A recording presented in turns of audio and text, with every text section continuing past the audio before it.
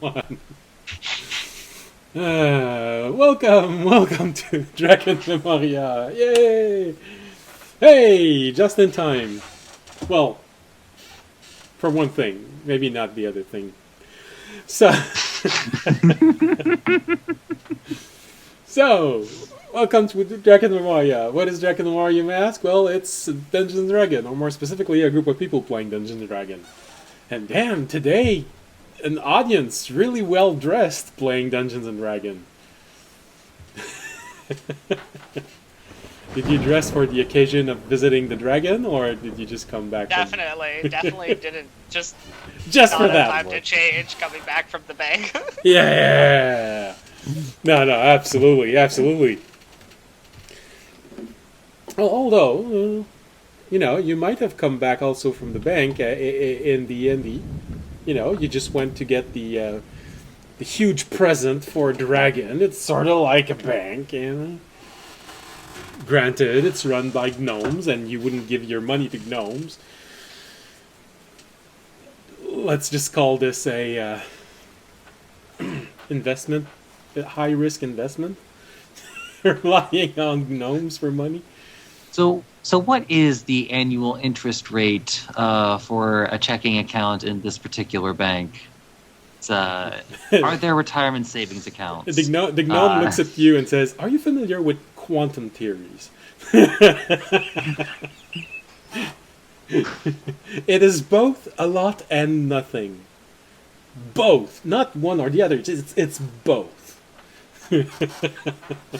Well, yeah, you only know for certain once you open the box, but then all the possibilities have been confined to a single reality. I feel like the gnomes of the garden would tell you, I guess it's sort of accurate what you just said, but, there's still some nuances left.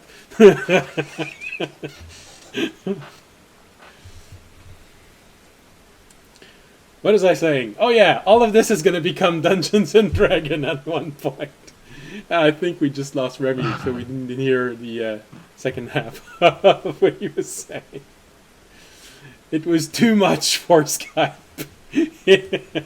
Yeah, I was like, crap, did the internet crap out? Because there is still technically a storm going on. Okay. I think.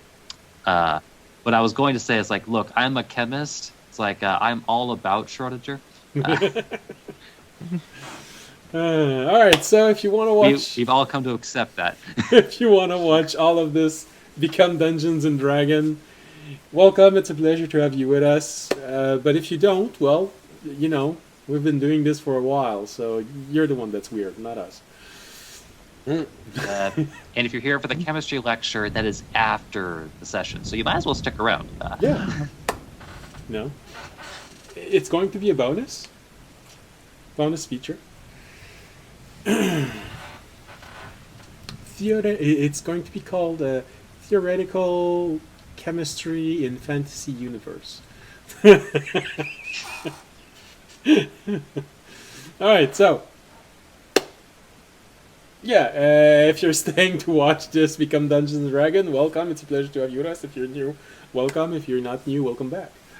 With this, if you enjoy the storm in the background, that's Ambient Mixer. If you like the world map, it's WonderDraft. If you like the dungeon map, it's Dungeon Alchemist. And although there probably won't be any village map tonight, if there had been a map village tonight, it would be Canvas of King. We just received an update. That's kind of nice. And I learned to use it better last Thursday. So, okay. With this, what happened last episode? So, last episode, the party finished tying up. I really hate autocorrect. It says tying up. No, tying up loose ends. Well, they were pretty tired. Yeah.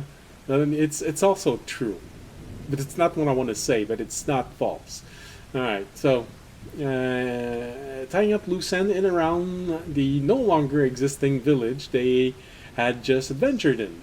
Taking time to fully understand what had happened helped them realize how far along their enemy were in their quest for the 3 trophies they needed. With this worrying detail now known, a sense of urgency started to creep up in their mind. Time has become a resource to be managed, so with this in mind, our heroes went back to their quest. And the next one is all about gaining more allies for the coming storm. No, we're good. Yeah. We got this. You don't need allies. You can just go face the end right now. It just dilutes the XP. Yeah, doesn't audience have like a whole church or something? I mean, yeah, but I think we've come to the Conclusion that it may not be the conclusion, best yeah, thing that to they're not evolve. allies. Oh yeah, I forgot. They're like part of the big problem. Now, to be fair to audience, it could simply be that the most prominent priests of his religion are corrupted. Or it could be that the dragon itself is a corrupt influence, you know. It's 50-50 right now. Well, according to audience, 60-40.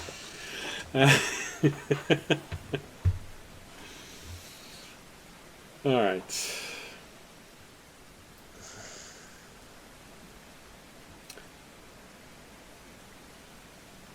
Well, I believe we ended with audience and Remy going to get their gift treasures and everything like this from the commercial district and the research and development quarter. So for those who missed it, Remy Remy purchased the bowl which makes rainbows. And he got his new cloak made with the feather of a radiant dragon, along with 3 cowls, which adds to the power of the cloak. Oh, we don't need feathers now.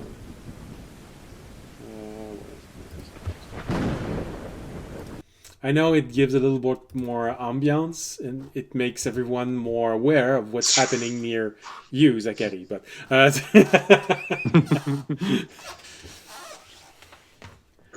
Feel my pain.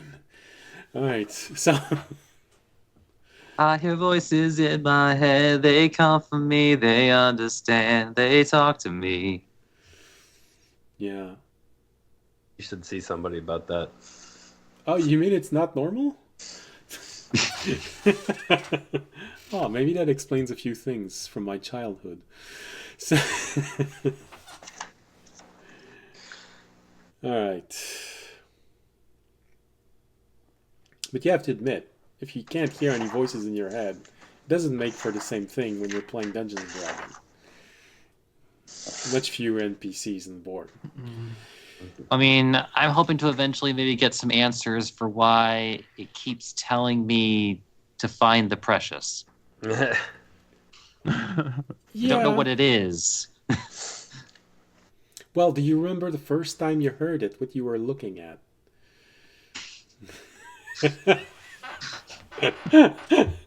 I like the fact that when I said this, your head slightly tilted down. So, sort of like you held back an impulse. All right, so, well, Remy got his new cloak, one which can radiate radiant energy, gives it few ability, one of which is, finally, the ability to fly. Whee! Although copied a little bit Ooh. from the wing boots. It gives you a flight time during the day. that you can use at either all in one gulp or in small increments of 1 minute at fewest time. And I gave you the minimum flying speed because it is an actual flying speed in my world, which is 50. Now I was thinking about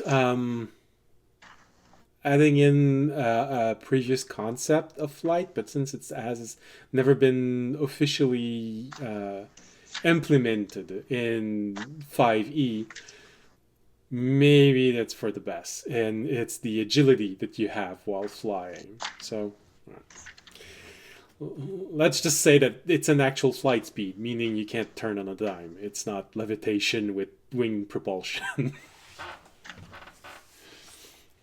I mean, generally speaking, it's for the best to incorporate as few of earlier rules when in a later version of a game, because it could either be under or way over the power level of the game that you're currently playing. Yeah. Oh no, it was a rule for maneuverability when in flight. Every single flying creature had a maneuverability rating from A to I think it was F. A meaning it's basically magical flight. You can stop, turn on a dime, levitate. And the worst one was literally like an animal flying, meaning that if you turn, it's wide angles. You can't stop in place. You have to at minimum glide a little. So that it was a system like this to just give a bit more realism to when you're flying. I was tempted to do this, but maybe at the end of the campaign may not be the best thing. What do you mean there's a wall in front of me? I turn. You can't turn fast enough. Why? Because it's new rules. Why? Got him.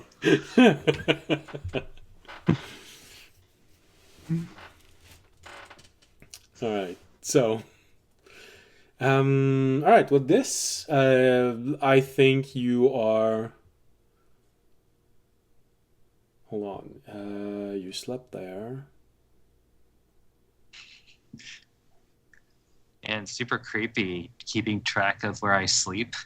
No, that was for the entire group.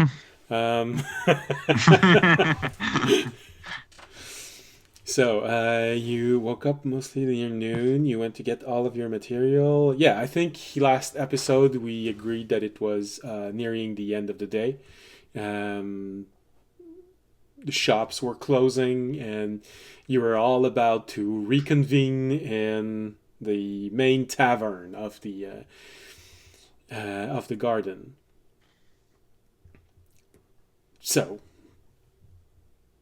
unless Jorg and Fisher have something they really, really, really need to do, because you can actually catch up for maybe the 2 hours that Audience and Remy have in front of you, or you can just wait for them. But like I said, you have maybe 2 hours to catch up to if you really want to do something now. I don't think there's anything I want to do.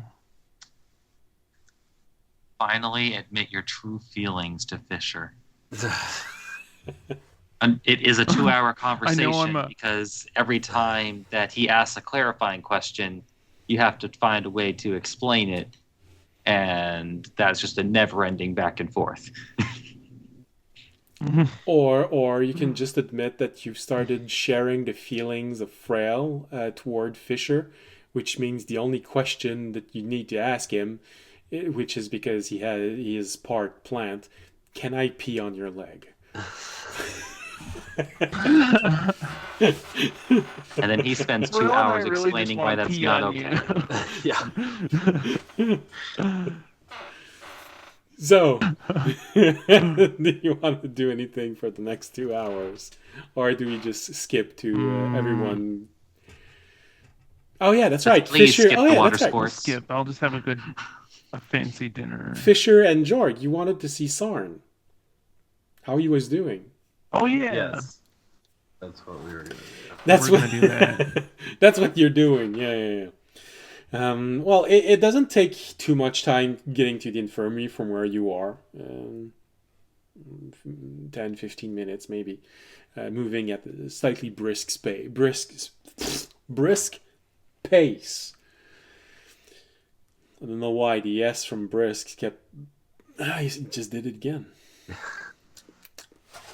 Admittedly, Maybe I even didn't in English, that is a difficult sound to produce. It's Yeah.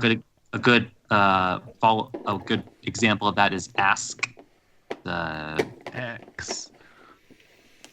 Well, honestly, axe is easier to say than ask. Yeah, it is. That's why so many people say it. Like, No, I don't know why. It's just that when I said brisk, there kept having an S added before saying pace, so it ended up being a brisk space, which is not Space exactly is pretty the same cold. thing. So you move a little bit faster because it's a friend who channeled a god who's in the infirmary. So you get there quite easily. You have grown more familiar with where the infirmary is over the last few months. And so you are greeted by Carmita, the warden in charge of the infirmary.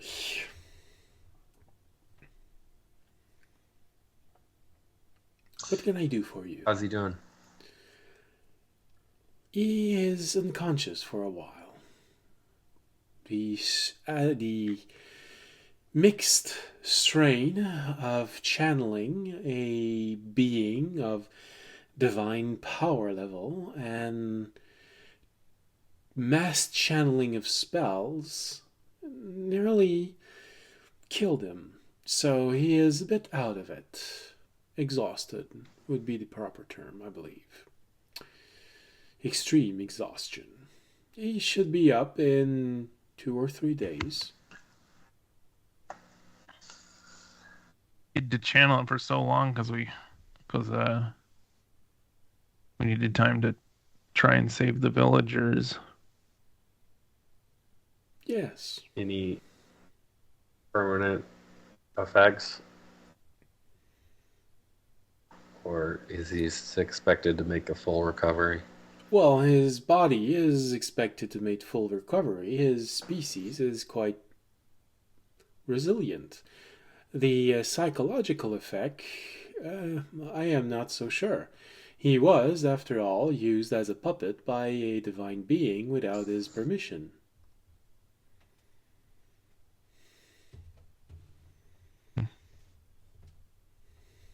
Yeah. Was that Yeah, something that sounds rough. he was specifically used for, or can just divine being just do that sometimes?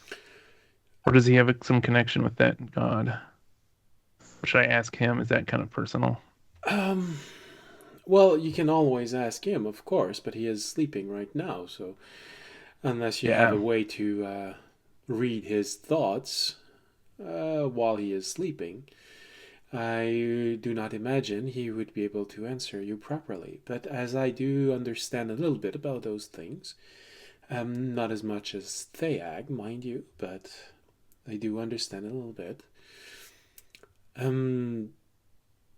Godly possession requires a certain level of connection, of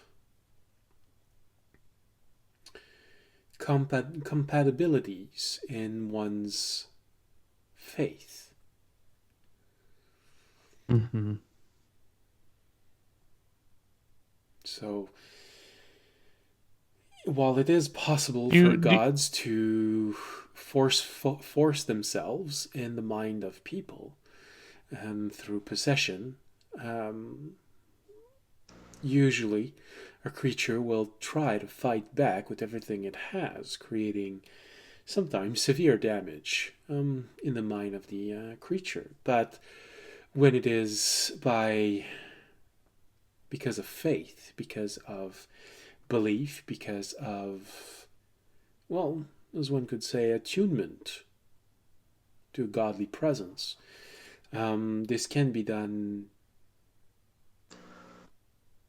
less forcefully, less damaging for the recipient. And the more attuned to this godly entity the recipient is, the easier the transition is. Judging from what I could see, the faith was very similar, although maybe not exactly the divine entity that he might have been praying to, but it was a nature one. But so like if a god came to you in a dream and was like, "Hey, I want to give you a bunch of power," he couldn't just take over my body, someone's body, without just consent, right? Like there's got to be some input from me. Is that like I said? Or I mean, someone. Like I said, taking over a mortal's body is not the same thing as being channeled by a body. But I feel like what you are referring to is both a vision created by a message sent by a god, followed by a fear of finding yourself being possessed by such god. While it is possible, you would feel it. Even a god, if it tries to enter the mind of a mortal, the mortal will feel it. They will know the presence is there. It is what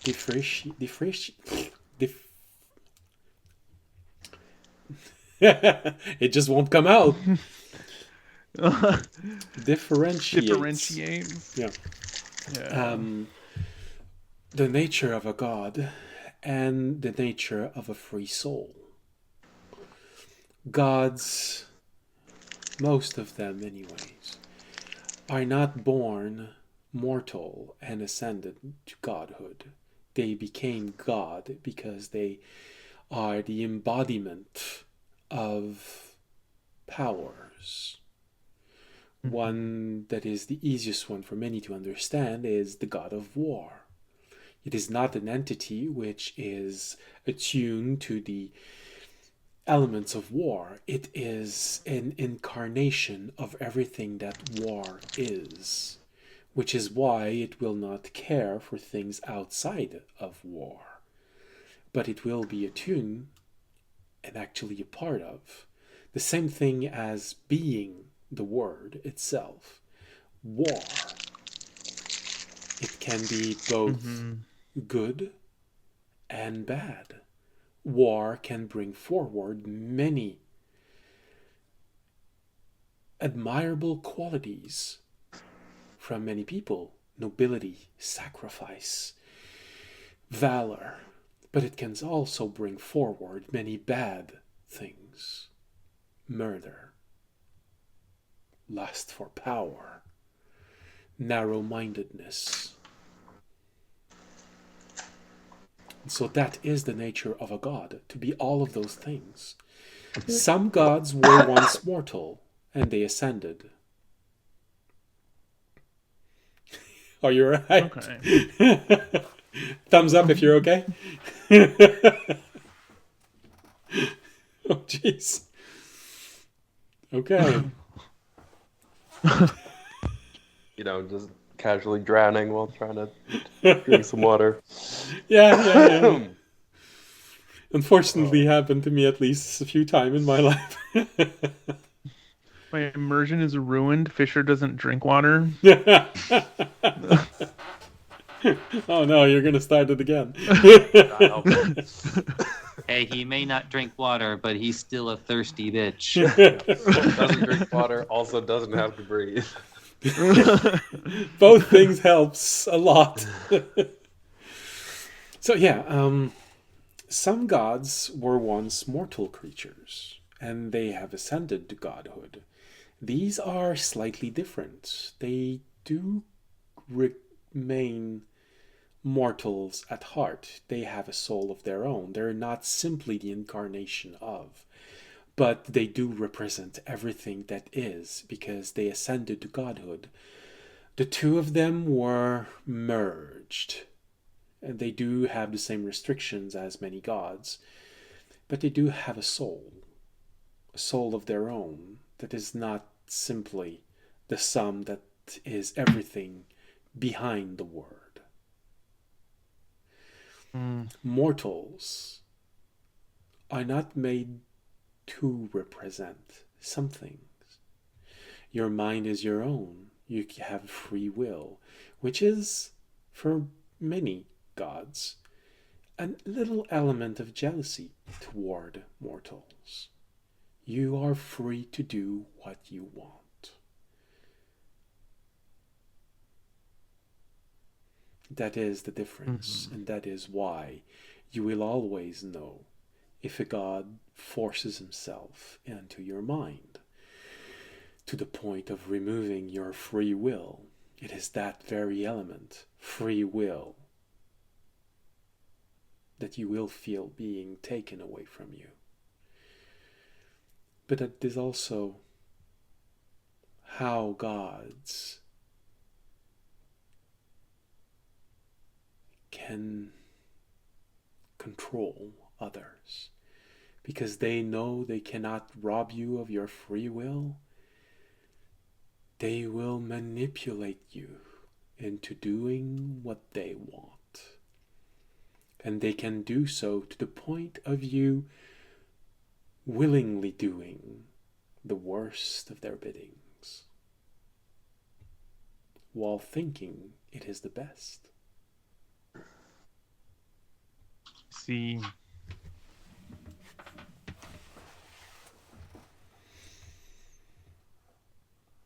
Well, thank you for that.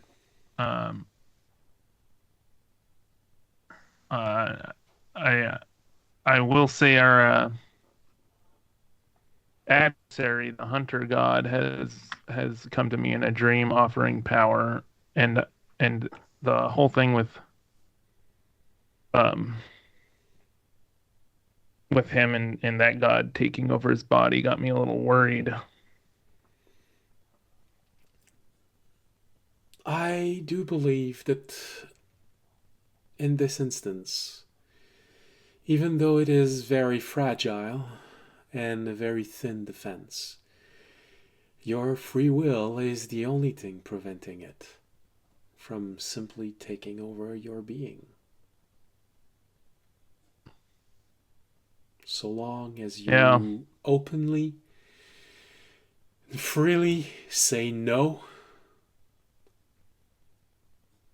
he will not take over, because it will give him so much more if he breaks you. Oh. You are talking about a fallen god. A fallen god, meaning that everything he represents, the word of his being, having been fallen, is part of it. So if he can make you fall, that will give him so much more than if he simply uses you as a puppet.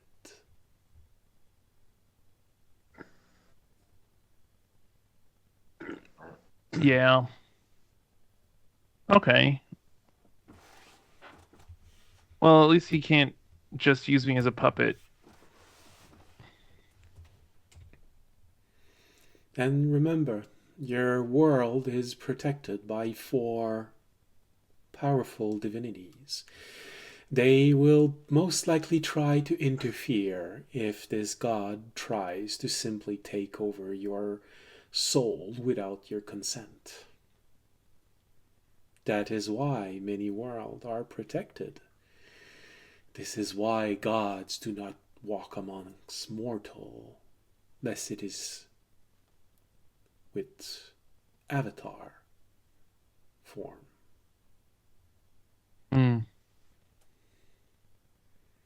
It is why gods rarely directly meddles in mortals' affair, simply influences people to act in their name. It is why your most powerful cities have an underbelly, because all they can do is use their influence.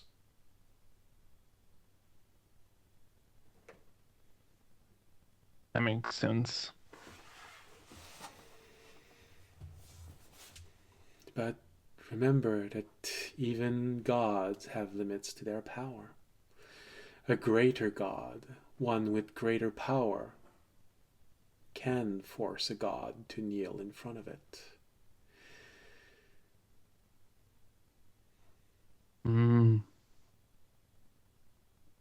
And being a man of faith, then I do not need to explain to you what makes the power of a god.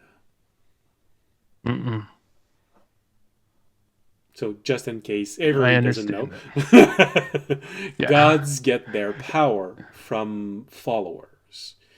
That's what I figured. There are two variables: strength of fate and quantity of faithful.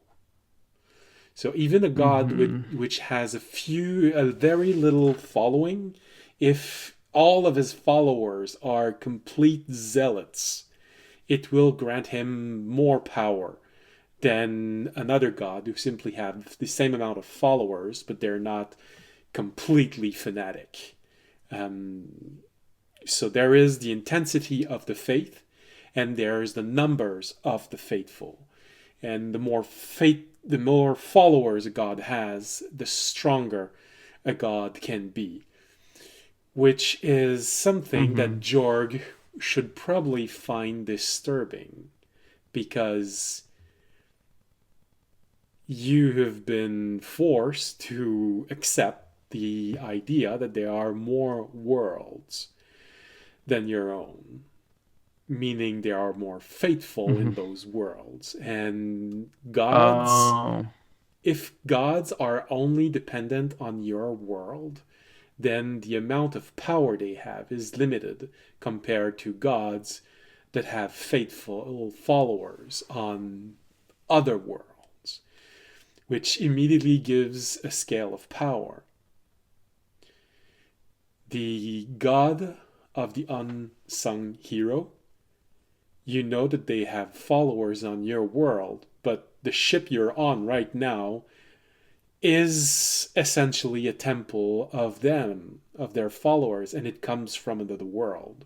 So right there and now, you know, you can easily deduce that this god, even though it has the same room of a lesser god in your world, may actually be so much more stronger than what you thought he was, up until you figured out that this ship was a temple to a god coming from another world. Which also would create something that Jorg could be very worried of. You know, because of everything that happened so far, that there is an entity which may be trying to be getting inside of your world, and it is trying to force its way in the world. If it's coming from another world, just how powerful can this entity be? It entirely depends on how many followers and how many worlds know about your 4 founding gods. So it is a completely unknown variable for Jorg, because he is a man of faith. Audience would be able to have the same discussion with you, but you know that his opinion is extremely biased toward his own god. So he'd be able to talk to you about those things, but his idea of who is stronger and not stronger will not be as neutral as your opinion would be. Mm-hmm.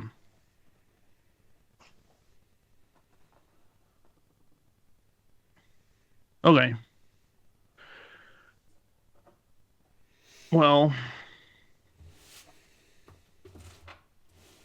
I believe that's all I needed to hear.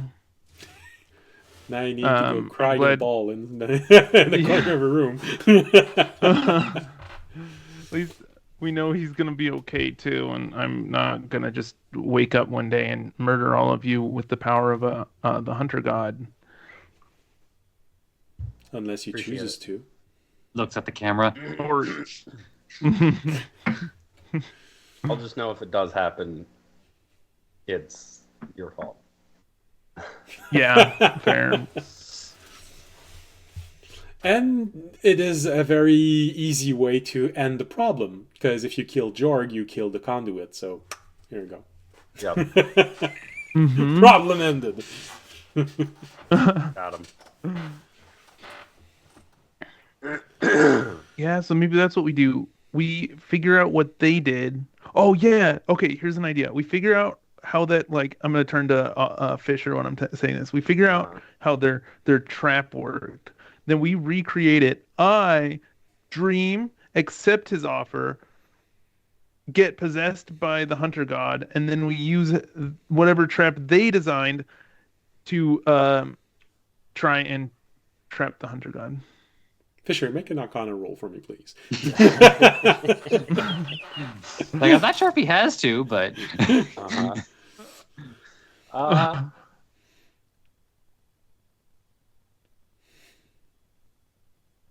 15 15. or 19. Okay. Terranad. So I'm going to ask you, do you have an answer to Jorg's theory? If you don't, I can give you more. Well, no. I don't think that would work. For multiple reasons. The very most important, which of being, it was only designed to capture the essence of the god, which they need. I don't think it would actually capture the god, so like Okay. it wouldn't really do anything to him. Okay. I don't think, and it might also kill you. Yeah, I'd say with 15, it's not that you think, it's that you're pretty sure. Yeah. And you'd have Terranad saying, that's good, you listen when people talk. You can actually learn. Well, yeah, okay. Let's not do that then. The avatar of a god is not a god. It is essentially an incarnation of the god. Which I appreciate you willing to make the sacrifice, though. Take one for the team. Mm-hmm. Also,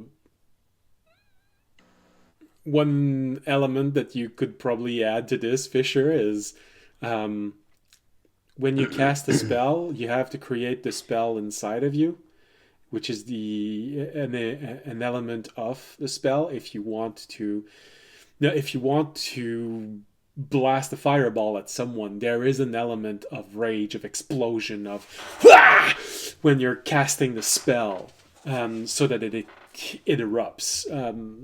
It is a bit the difference between a neophyte and a high-level wizard.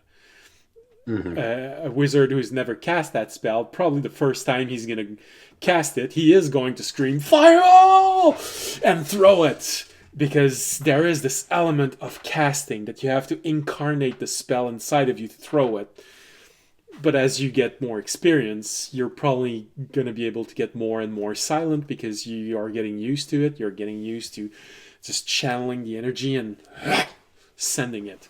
So Jorg would need to honestly be okay with the god possessing him for this to work the way he wanted. So. Yeah. All right. Then we're not gonna do that.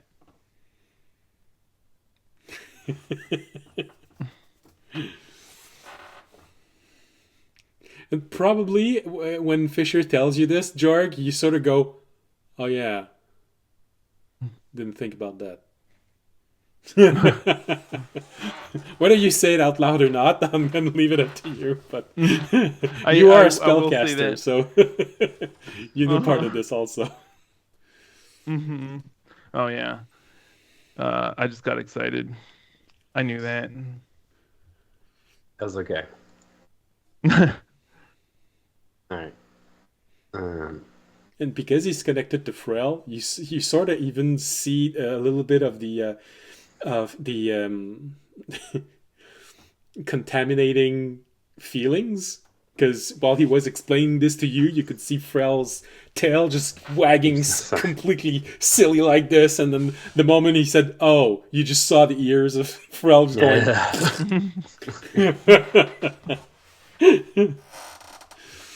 All right. Let's go meet up with the other guys. Yeah.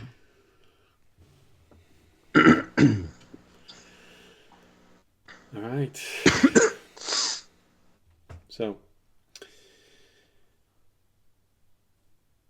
with new knowledge and a good plan, with the exception of one element. Well, Fisher, Terranad goes a bit further than just that. But you don't need to tell Jorg what Terranad said. Like, oh man, this plan would only work if we just fixed that one problem.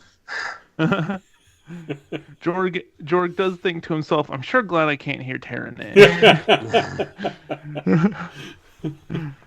Actually, I don't know how much how much I know about Terranad. Well, you know that it is a sentient being. No, he's an asshole.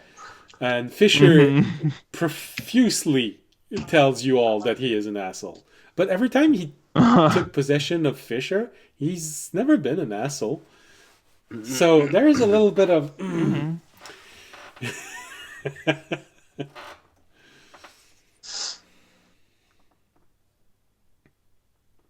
All right.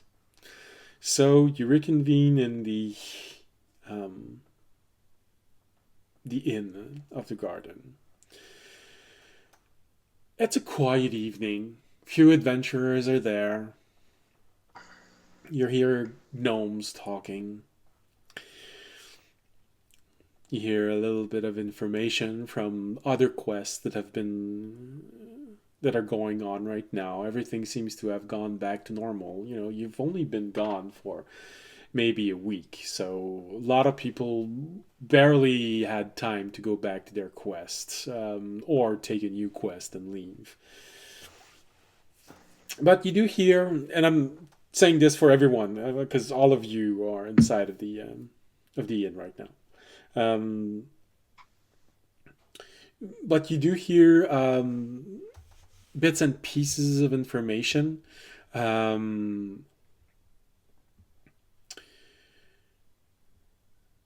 Kor, Amiali, and why won't come out? Temptress. All right now out on a quest, taking them outside of the island chain. Something about weird monsters suddenly manifesting themselves. Very powerful ones. Kor was really, really excited at fighting monsters that no one had ever fought before. That cuts back to a dramatic fight with 3 purple worms. It's, dire purple worms. Oh, and also for some reason a dial purple worm dragon. Giant dire worm dragon. It's Kor. Everything needs to be a bit bigger. Actually, I almost want... Is there a part of his item that if he chooses to, he can make his opponent bigger? I wouldn't go that far. I'm just saying, in some ways, the item manifests the desires of the person who it belongs to. I just can't help but feel that it would at least give him access to like a forceful enlarge reduce spell or something like that. Yeah, well, the problem, it makes absolute sense. The problem is that there are no categories above gargantuan. So, Well, I mean, they can still get bigger. They just don't change the size category. Like gargantuan can be a 5x5 creature. It could be a 6x6. It's like XL size. You know, there's XL, double XL, 3XL, 6XL. Same thing. Like, well, honestly, after that many XLs, like, then you start going into the C's for thick.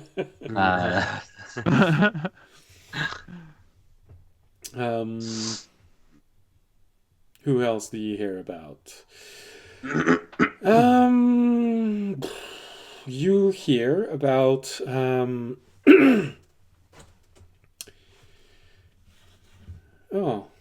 yeah, you've never heard about this one. Oh, there's a good reason. Okay. Oh, that's weird. Colors aren't exactly the same. All right.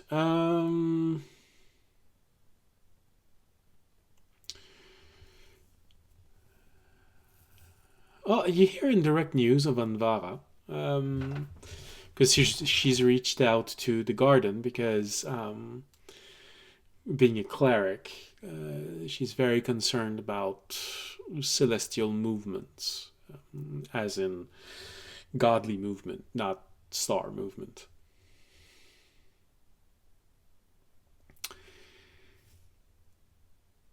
You hear about Daniersa, the female evoker. She's back adventuring, making life of people who don't believe in her very difficult. There's apparently been a complaint about her being a bit too energetic in her desire to assert her place in the world and not be associated with the name of her family. Oh yeah, Evan. You hear a name that you haven't heard before. Dan Takmar. Apparently, she's on a quest in the southern end of this island chain, in the forest there. Something strange has happened.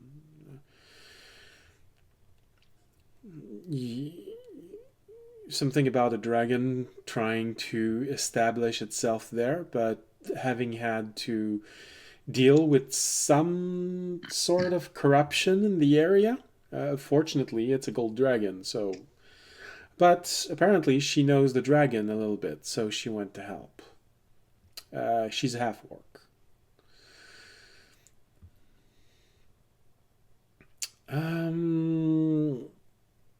You hear about Korrivan, which probably audience is the one that makes your ear just slightly listening, because you know that it's he is a half-brother of Amiali.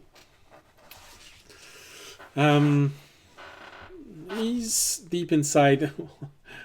Well, I'll just say he is inside of the Elven territories, which is a bit weird because he is also a half-orc. Fortunately, he's not there alone, because that would end really badly with elves.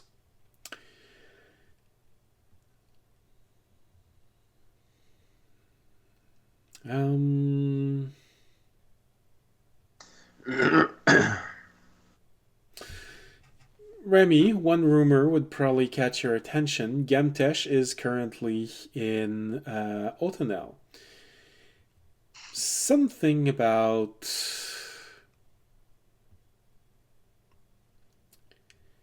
him doing reconnaissance, because there's a worrying new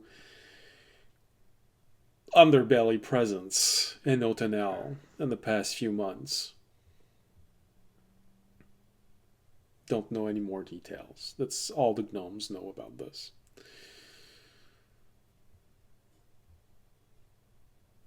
Ramey's gonna go tell Jorg to go scratch the belly.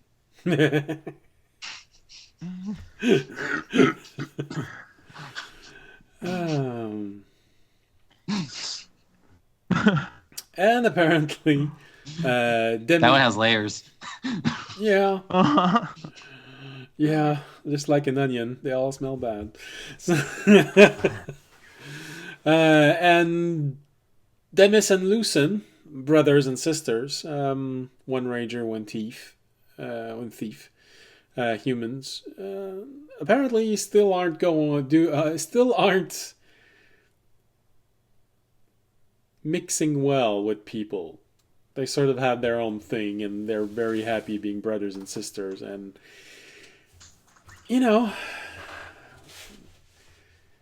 they keep in touch with everything that's happening, but they rarely help unless they feel it can give them something. And that's about all of the information that you hear.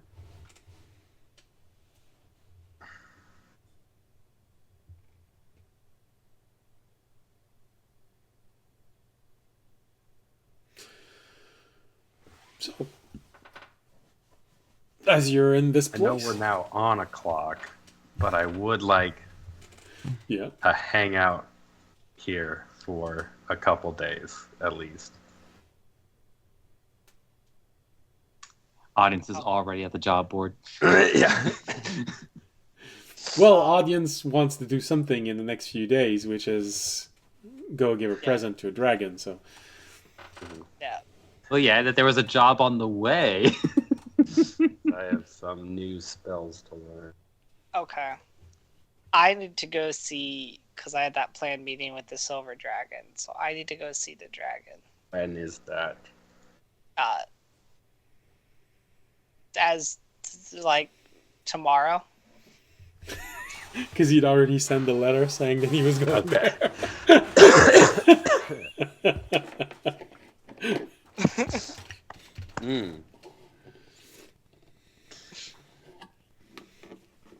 All right. Oh, that's yeah. Well, now that we can teleport, though, that's not going to be like a long thing, though, right? No. I mean, I wasn't going to teleport all the way there, because I wouldn't want to intrude on her territory that way, but I was going to teleport. I can teleport to, like, the base of the mountain. Well, yeah. And then we can walk up. Yeah. But we don't have to, like... No, we don't have to... travel for a couple days. Yeah, we don't have to travel for a couple days, no. Getting up the mountain is probably a day and a few hours job. That's why there's a monastery so high up.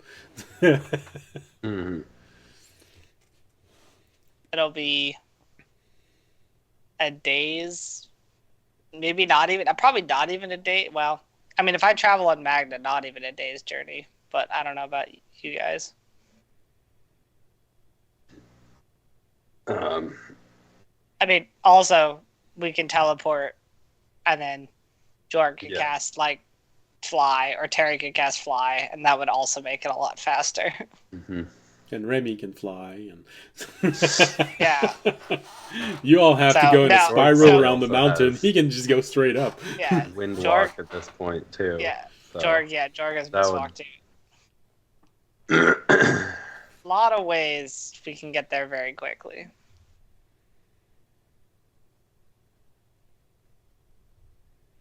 And you don't need to go back down the mountain while walking. You can teleport out once you're there.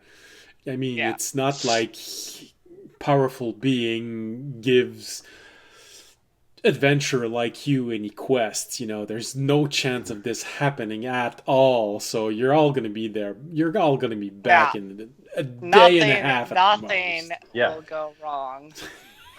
I'm gonna hold you to that. If anything does, I reserve the right to bitch at you. You're gonna hear the unfiltered comments of Terranad toward you. Technically, we have ways to psychic link now. I don't know if we have ways to psychic link Terranad to that, so we could all hear Terranad. I mean, if you guys really want to, I'm sure we could. I'm good. Okay, sounds good.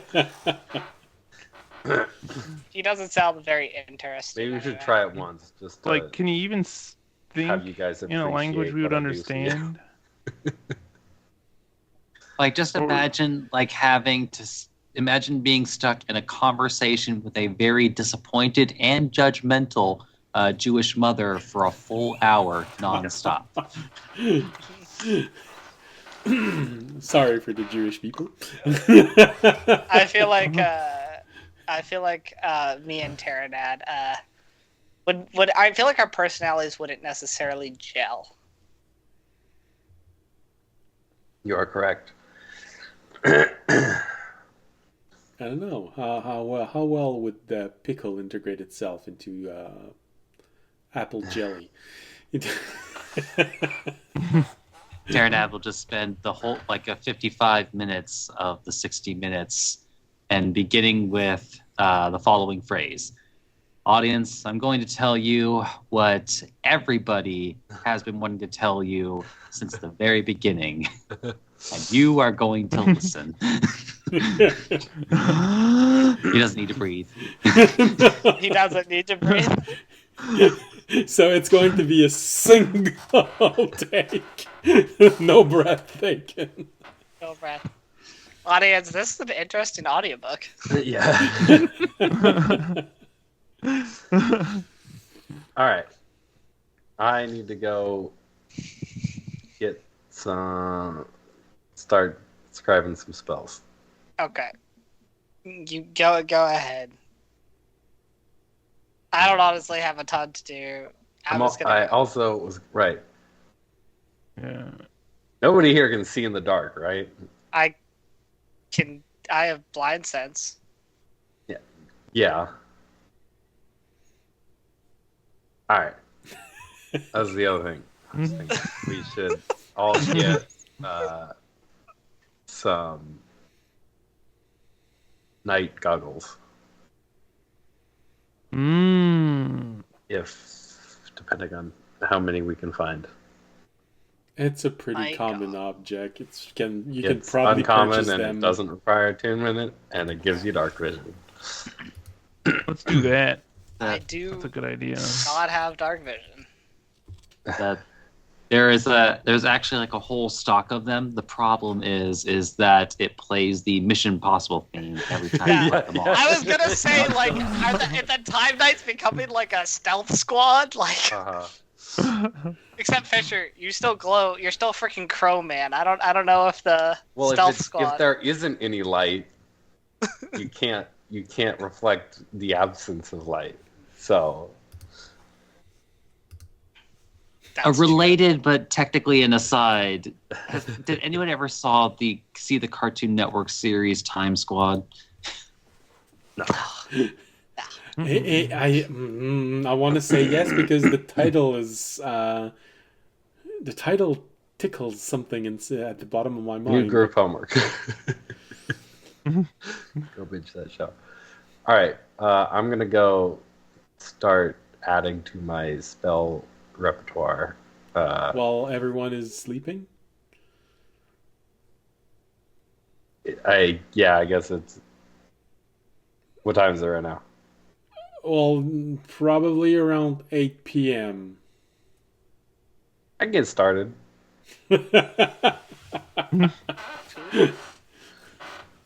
I'm probably gonna go to bed early because I gotta talk to a dragon tomorrow. I guess when are you wanting to Potentially. leave Early. for that? Okay.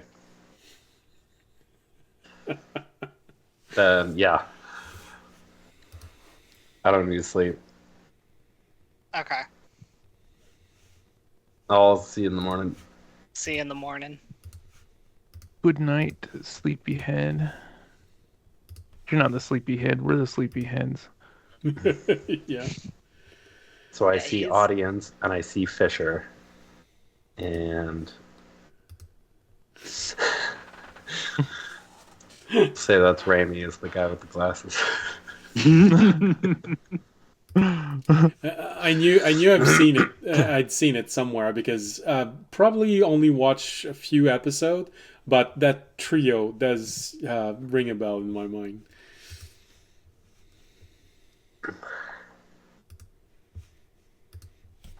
Especially the Cyclop goggles and the weird smile. So, all right.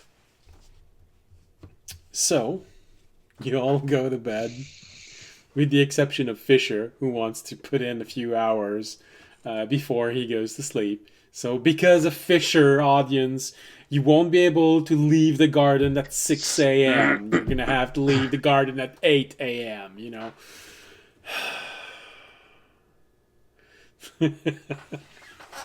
I mean, I could leave when I want. They just. All right, if I you mean, want if you want to to go on your own, have fun. Get lost. Again, nothing's gonna happen, so it's fine if I go on my own. Absolutely. Of course. Also, I'm the one with the teleportation help, so you know. No, Absolutely. so you guys can't even join me. No. Especially if you rolled 100%.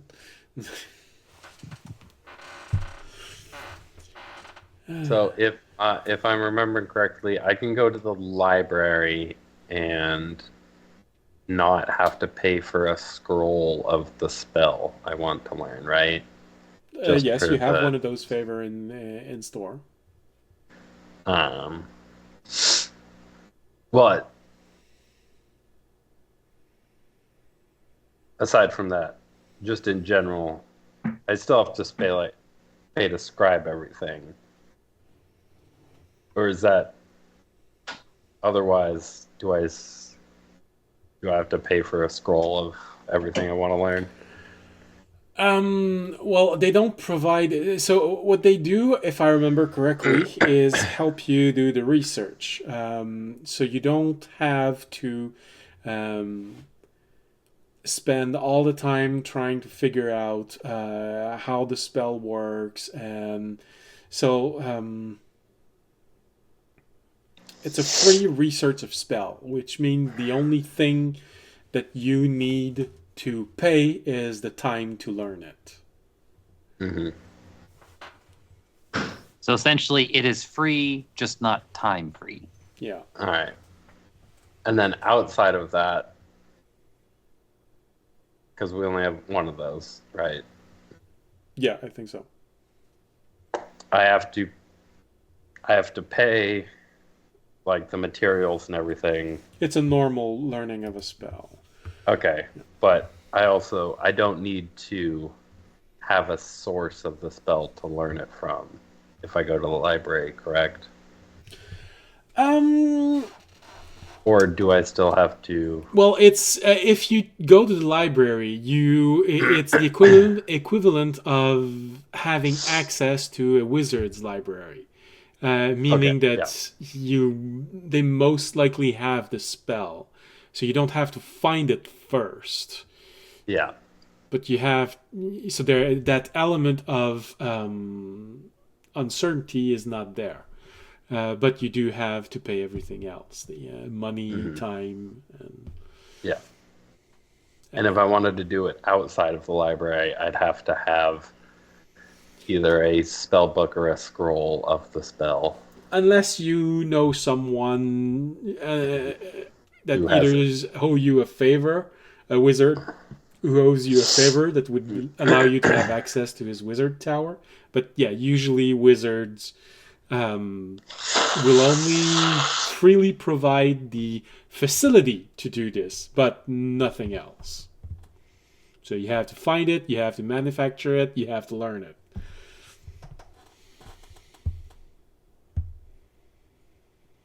And if you break a few beakers, you have to pay for them.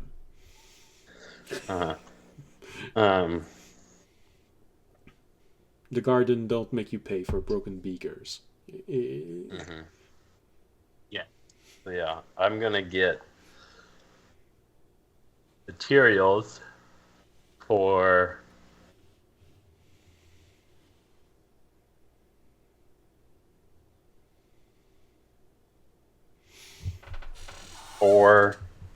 third level spells.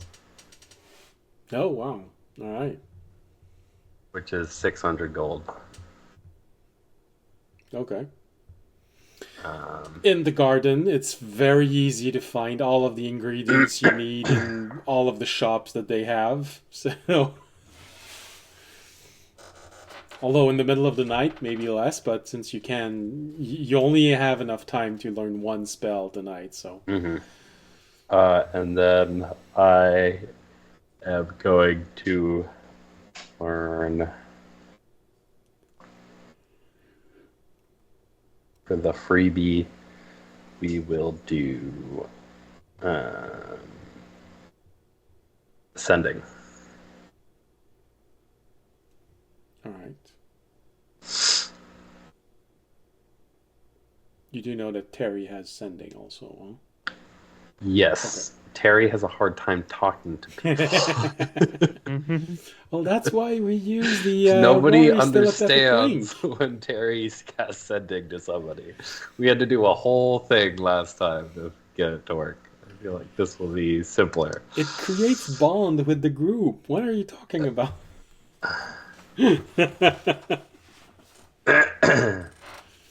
Remy, it helps Remy feel useful.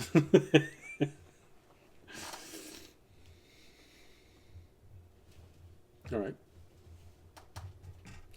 So you're using the freebie for sending.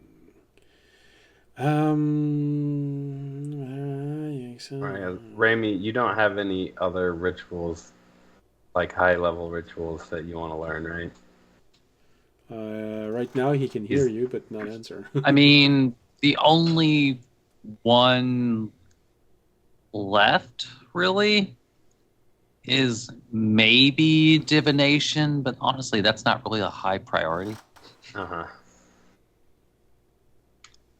And like water walking isn't even a wizard spell, so. Uh-huh.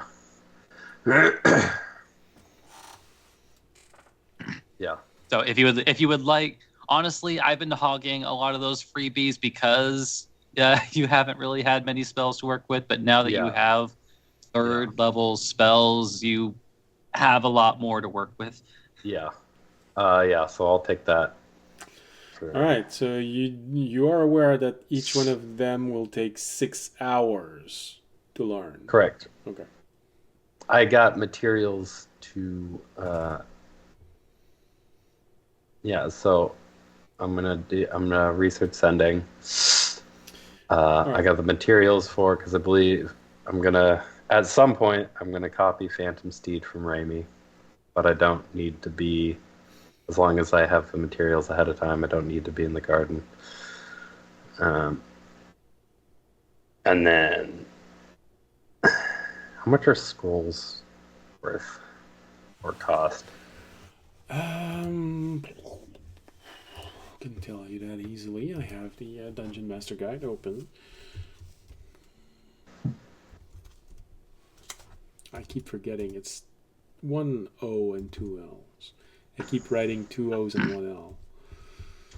I believe the gold cost is 50 gold per spell level. To buy a scroll? Well, to buy a scroll. Sorry. Yeah, because I was thinking of buying some of the other spells it depends, I want as a scroll, so I can work on them. It depends on the level. Yeah, the level of the spell. For third level spells. Third level spells. That's higher end of uncommon, which means it would be around 500 gold each scroll. Well, also keeping in mind that consumables tend to cost less. Half as much, if I remember correctly, right? Yeah. Okay, so it would be 250 gold.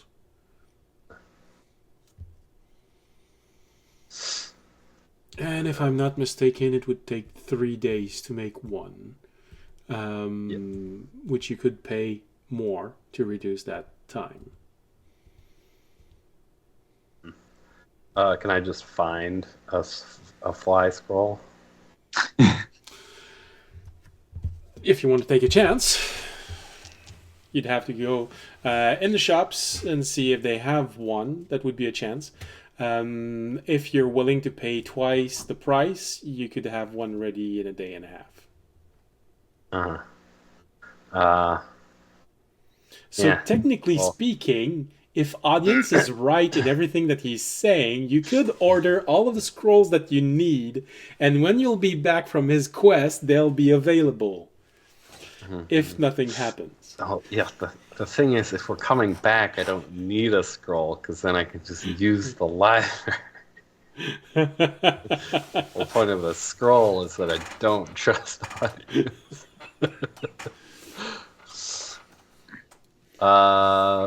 I don't think I have time to try and find one of those tonight. No, most shops are closed at that time of night. All right, I'll just work on sending then. All right. I'll call Raimi. Just like, okay, I need you to break into this store, take the scroll, leave the money on the front desk. Actually, we're gonna switch that up. I'm gonna use the freebie on fly. Okay. And then we'll wait on sending. All right. So you work till midnight, so that you won't force audience to wait past 8 o'clock in the morning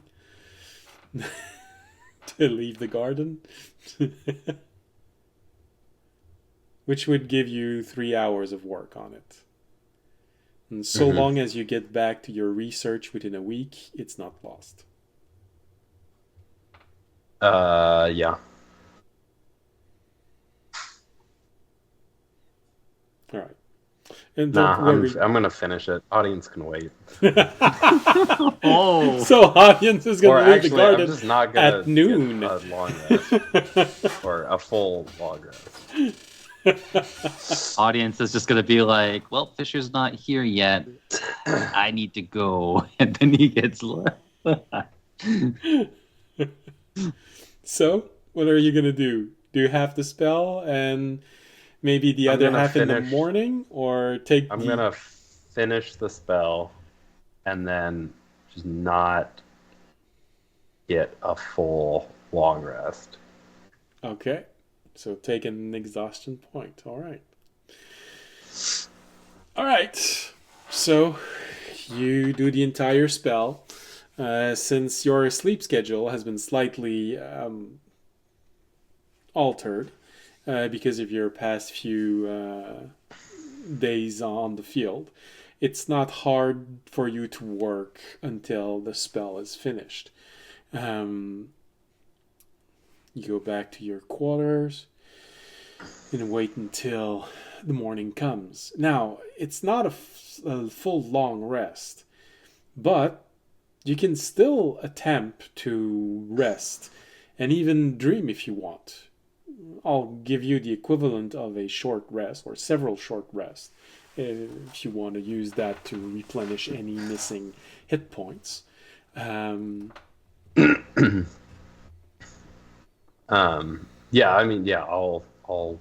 rest. All right. Want to sleep or meditate? I don't think so. I think I'm just gonna. Yeah. All right. In that case, you stare at the door until morning comes and you hear audience.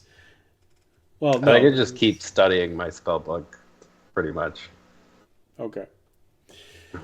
And when the time comes, you hear the. Well, I don't want to force audience to do something. Audience, what do you do in the morning? At what time? Well, I'd be up at 6, like I always am. And I'd give everyone else 2 hours. But Sam living out his power fantasy of being a guy that wakes up at 6 and works out first thing in the morning.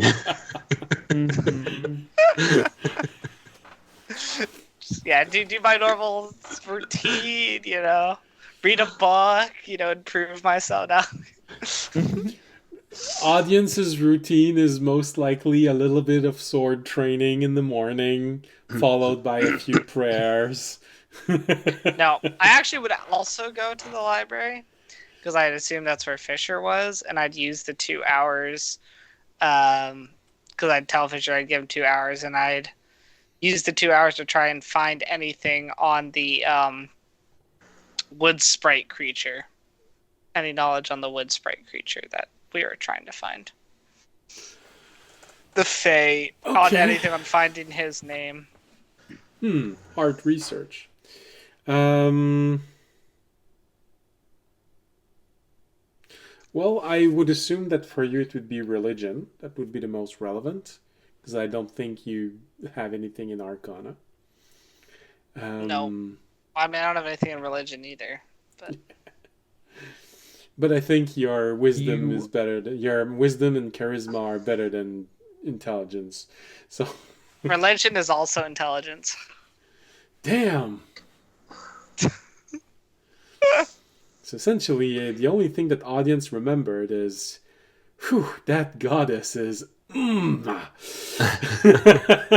but I can tell you what I roll. Okay. Man, I would worship that goddess all night long. Yeah, well, I actually know it's Fae, so I think audience would specifically go to he'd try and find a section on Fae, strong Fae creatures that potentially people have lost track of or have any knowledge of maybe having entered our world. That's the books I'd look into to try and start narrowing it down. Okay. Which I guess would be... It's going to be a history sum. And nature or something? I don't know. So it's going to be a sum. You are looking for something that is extremely hard to find, judging with the information that you have. Fortunately, you did mention one element which reassures your dungeon master that you've kept that in mind, which is that it is a recent addition inside of your world. Yeah, recent addition, and we also know it's a Fae-like creature. That's about what we know. Yeah. So I don't know. I'll just roll something with a -1. Go ahead. Okay. I rolled a 2. You start looking into the books, and then you get distracted by that same image, which kept distracting you throughout your youth as you were studying religion. You know what? At least audience tried. Yeah, much like that sound effect. Yes, audience is now very thirsty. God damn it! Why did the fire elemental woman have to pop up again in one of these? But now,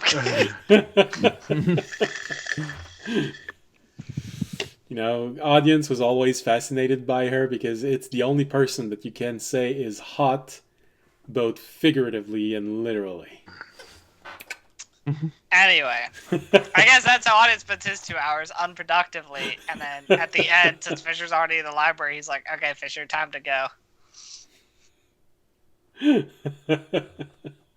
5 more minutes. No. Okay, fine.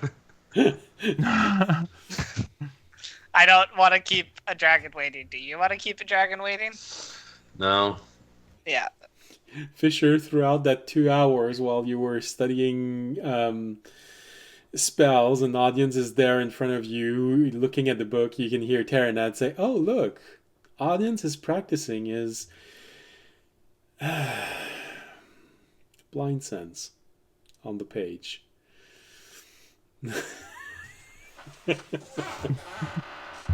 Gross. Why is audience eyes closed while reading? No, he's referencing to the fact that you're using your finger to trace the shape of the goddess. I know what he was referring to. Why is audience not turned a page in over 40 minutes? Man, maybe I should help him with his reading. He's really slow. Are you sure he knows how to read? All right. Everyone else, I assume, is up, so we'll go gather, and then I'll teleport to the base of the mountain. I'll tell you my roll. It's not a D20, it's a D100. Where is that? Rolls a 1, we get completely lost. And then you're late again. 18. I rolled an 18. What's the D100? Interesting. It's not bad. It's not. I think it's the same thing as before. Maybe it might be better actually. No, I think it's better. It's like 1 better. Let me find the teleport because it isn't known.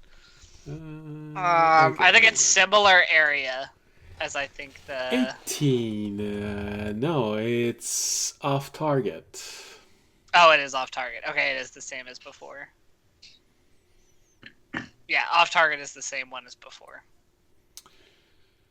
We're at the base of a mountain, all right. Mount Doom. Yeah, we're going to some mountain. What mountain are we going to? Okay, so very. This is back to back. These rolls are just getting worse and worse. This is making me worried. Okay, so you. This is why you got to start. You got to start a rock collection, audience. Yeah, now you got to do the math of how far we actually traveled.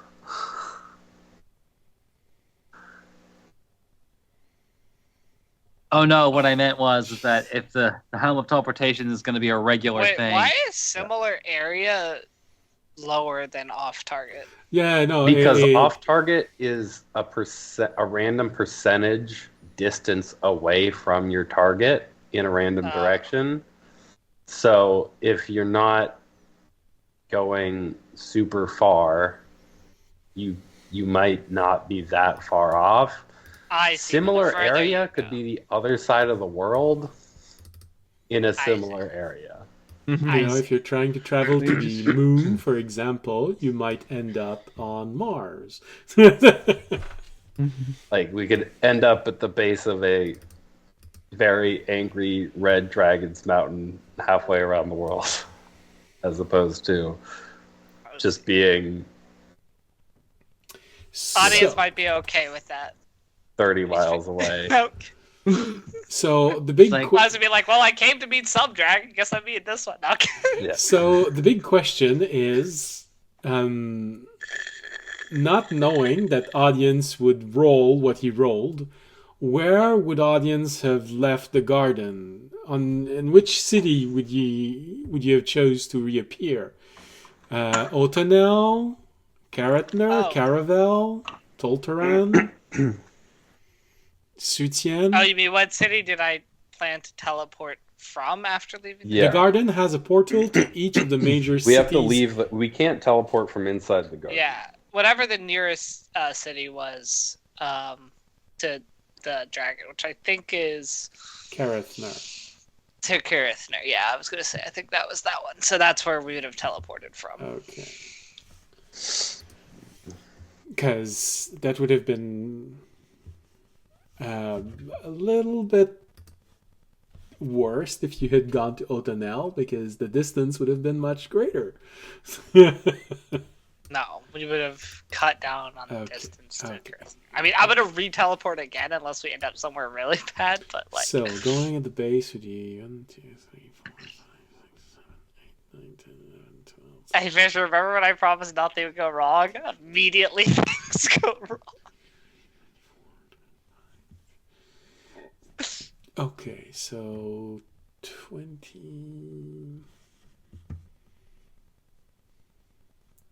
No. Actually, you transport to the same mountain, but it's 50 years in the future. Yeah. No, You're 50 years late, audience. God damn it! Again, you stood up your date once again.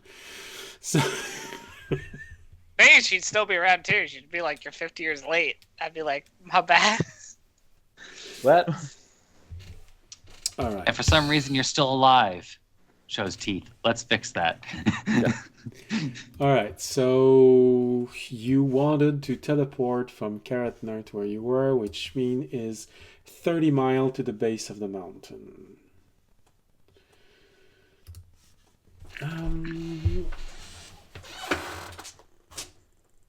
Which means... So, a distance off target is...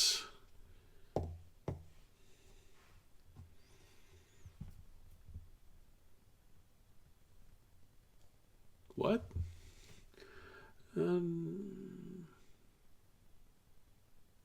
What does it say? A D100 times a D100. D10 times the D10. I think it's just doing a weird way of doing a D100. Yeah. And roll 5 and a 3 on the 2. Then you would be off target. Or I guess 15%. unless you could be okay. That's over what they mean. 100% That's what they mean. of the distance. Yeah, no. Okay. Yeah. I just needed to see it to understand it. All right, so 12% of the distance. Which means it's not going to be that much.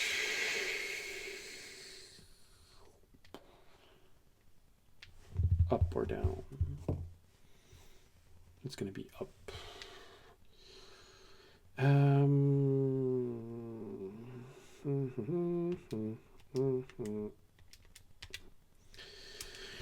All right, so instead of appearing at the base of the mountain, you reappear. Hold on, I need my map. You reappear. Oh, let's go. Oh, damn. Again, I touched my microphone. It's gonna make a weird echo now. We're gonna go with either one of 8 directions. One being straight up.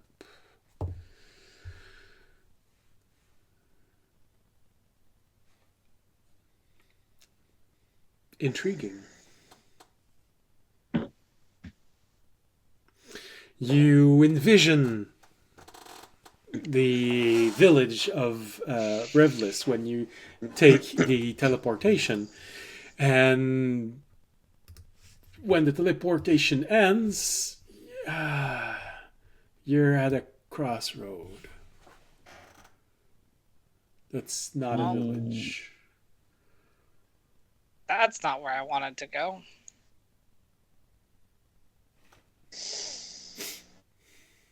Audience. Yeah. Listen, Fisher. I do a 360. Do I see any mountains? Yes, you see a mountain. It's pretty close. You'd say you are about, if it's the right mountain, it is pretty high, so there's a high chance that it's the right mountain at least. You'd say if it's the right mountain, you are roughly, from your estimation, that's 7, probably 10 miles off. Okay, it wasn't that bad, guys. Could be a little bit less, could be a little bit more, but judging from the size of the mountain, around 10 miles off. It's like half a I've day's been travel. struggling with that thing If recently. we were walking. Just a little under a day of travel. Yeah. Okay, but luckily, I Or got us you close prepared enough windwalk, to now, yeah, where we can windwalk or fly. That's still a ways. But if George prepared it. We were talking about it last night, right? We Yeah. were. Yeah. We were planning our excursion. Uh-huh. So, are you telling us that Jorg woke up late and didn't have time to pray for different spells? And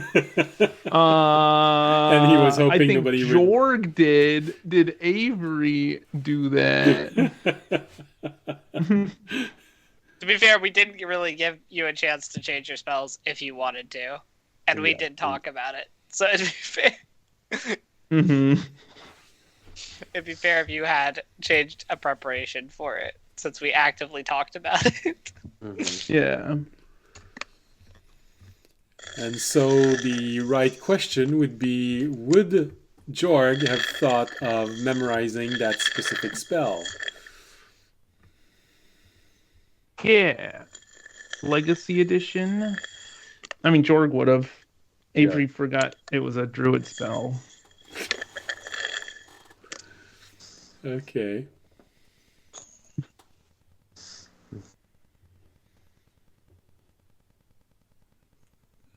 So, do you cast it? I do cast it. I cast Water walk. Wait. when shit. Oh, I prayed for the wrong spell. Damn it. Typo. Has a speed of 300 feet and resistance to damage. Okay, yeah. Yeah, I'll do it. Yep. It turns everybody into clouds that fly really fast. Yes. We are all clouds. Yeah. It just takes 1 minute to transform, and then we get 8 hours of... Of traveling at 300 feet. And we can travel vertical. So, what's the name of the spell? Sweet. Already? Windwalk. Windwalk.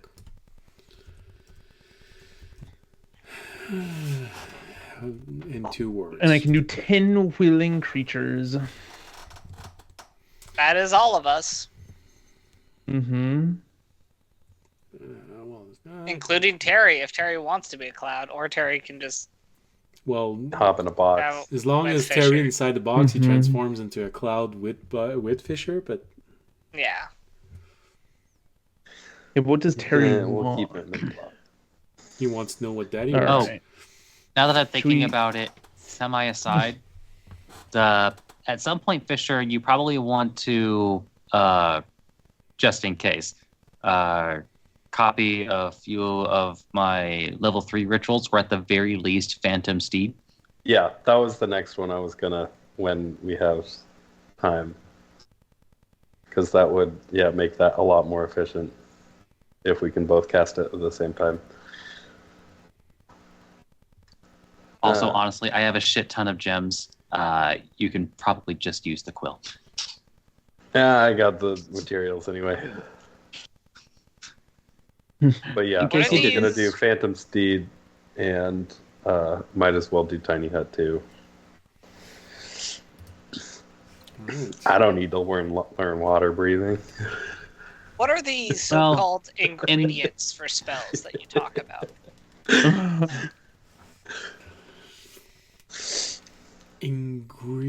Ingredients. Weird concept. What if Jorg casts Reincarnate on you Yeah. and you become a human? I keep forgetting how many feats there are in the moment. Actually, I guess I know a little bit because I know about a sprinkling of holy water. 528. 5,200. Yeah, my Windwalk takes 5 holy tomatoes water and is how far a fire. mile So is. All I my have to make a spells fire first. have to make a fire. Okay. I don't think it's I'll very do hard that. for us to make a fire. No. pull out my wand. I got it, guys. Fisher? No. Jeez.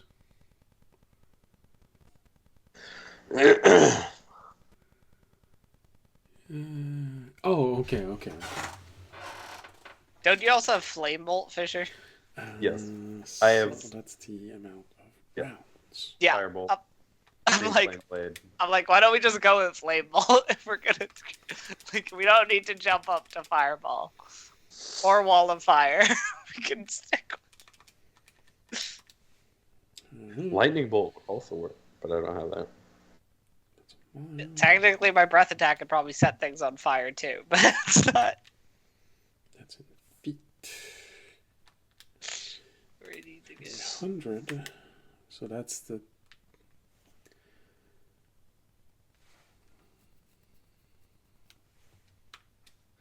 Okay.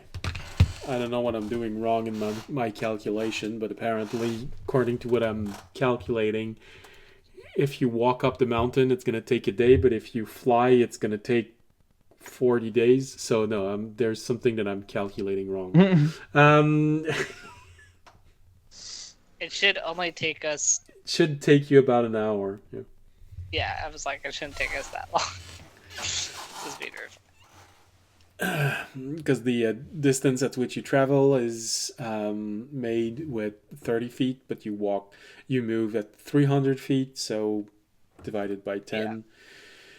It's basically the time divided by 10 that it would take us. Yeah, so if it's taking us like 8 hours, it's 8 divided by 10. So 0.8 hours can round it up about an hour. Yeah, about an hour.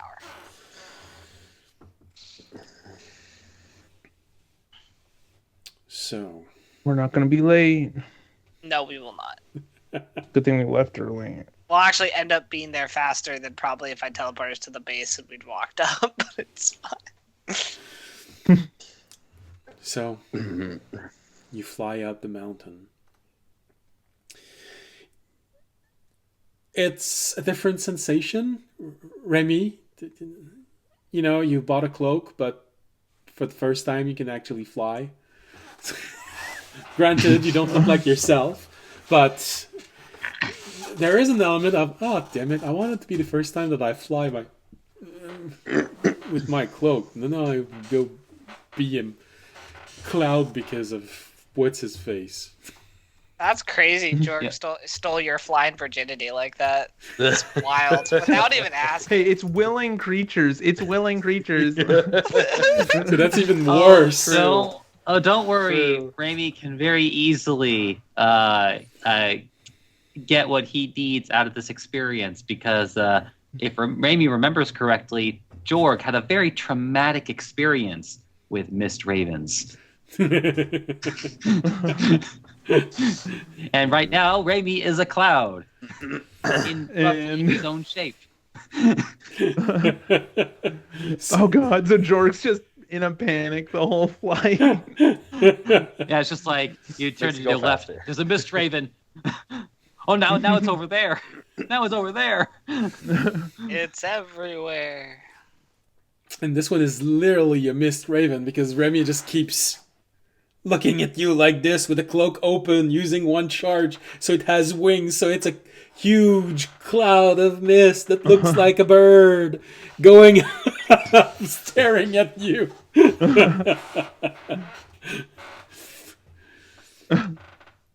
Sometimes you guys forget that the word trickster is in his subclass.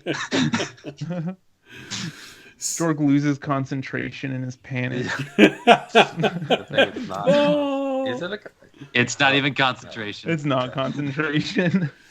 You wish you could lose concentration because it's. I wanted to stop. I can't stop. I'm too high. I'm too good at my job. So you have two choices. Weird flex, but okay. You have two choices. Either you land at the monastery, you know, the monastery where Amiali was raised, but she's not there right now. Or you can stop at the landing right outside of the actual lair of the dragon. I would stop at the village. And the monastery, alright. At the monastery. I feel like that's more polite. You're only... Like, I know we're invited, but it's still like, you know, you like to give a little bit of time. Yeah. And plus, of course, audience, remember that the last time you did that, your presence was announced by ringing a huge bell. Of course, audience remembers that and would have never omitted that step during his process.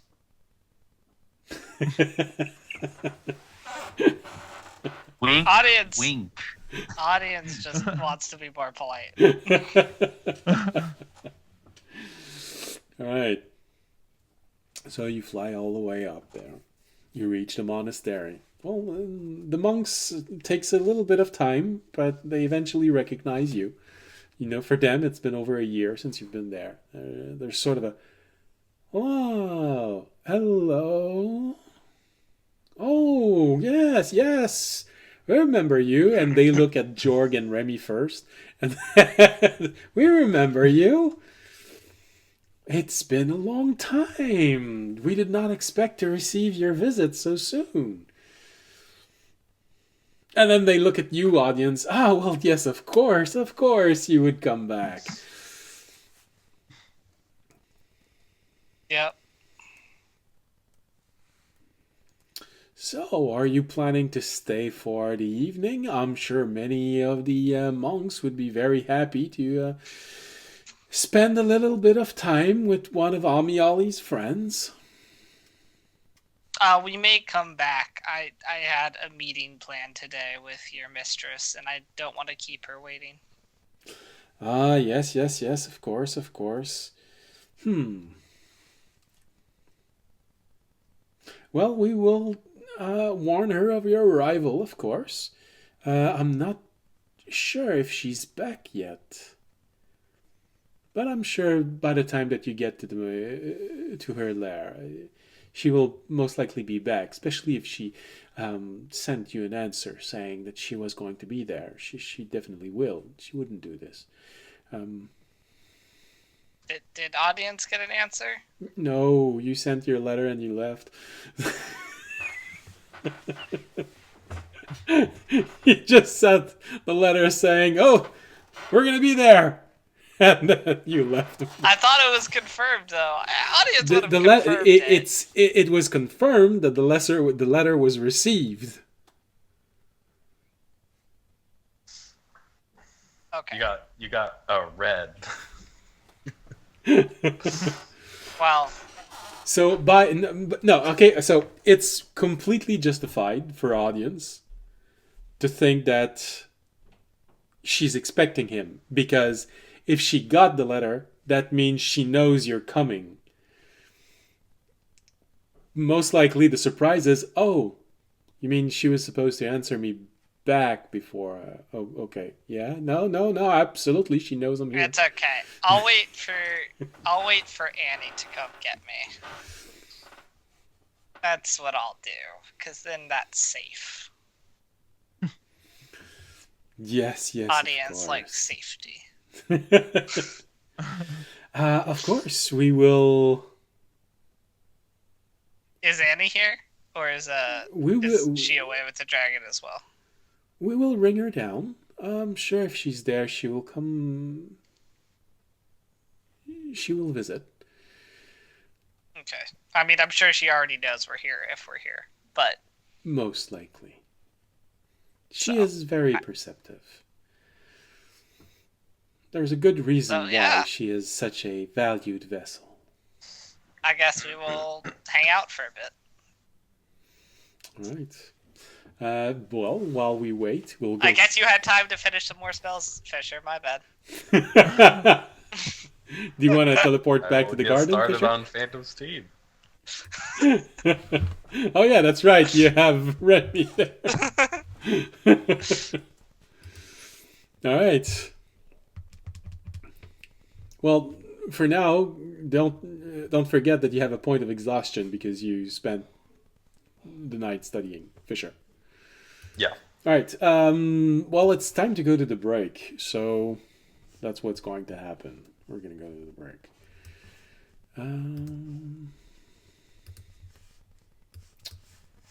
Music for the break. I mean, everyone that liked the marsh sound for the break is not listening tonight, so I wonder if I need to put the marsh sound. Do you like the marsh sound for the break, or most of you don't listen to what the other sounds are? Yeah.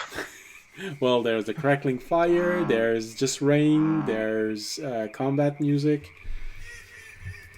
Let's go with the rain. Just the rain? Alright. I have to adjust the volume because that's how you make it so it rains really hard. Because there's the really gentle rain, and there's the storm rain. Yep. So let's go with good rain, not strong or anything, just good rain. All right. Be back in 15 minutes. Bye. Bye. Bye.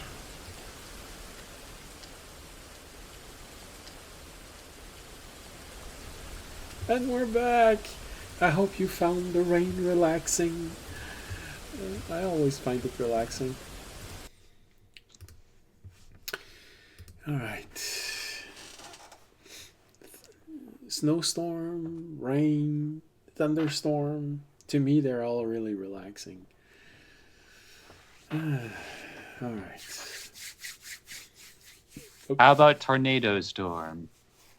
Depending on how securely fastened to the ground I am, a lot or not at all. It's that quantum thing that we were talking about. All right.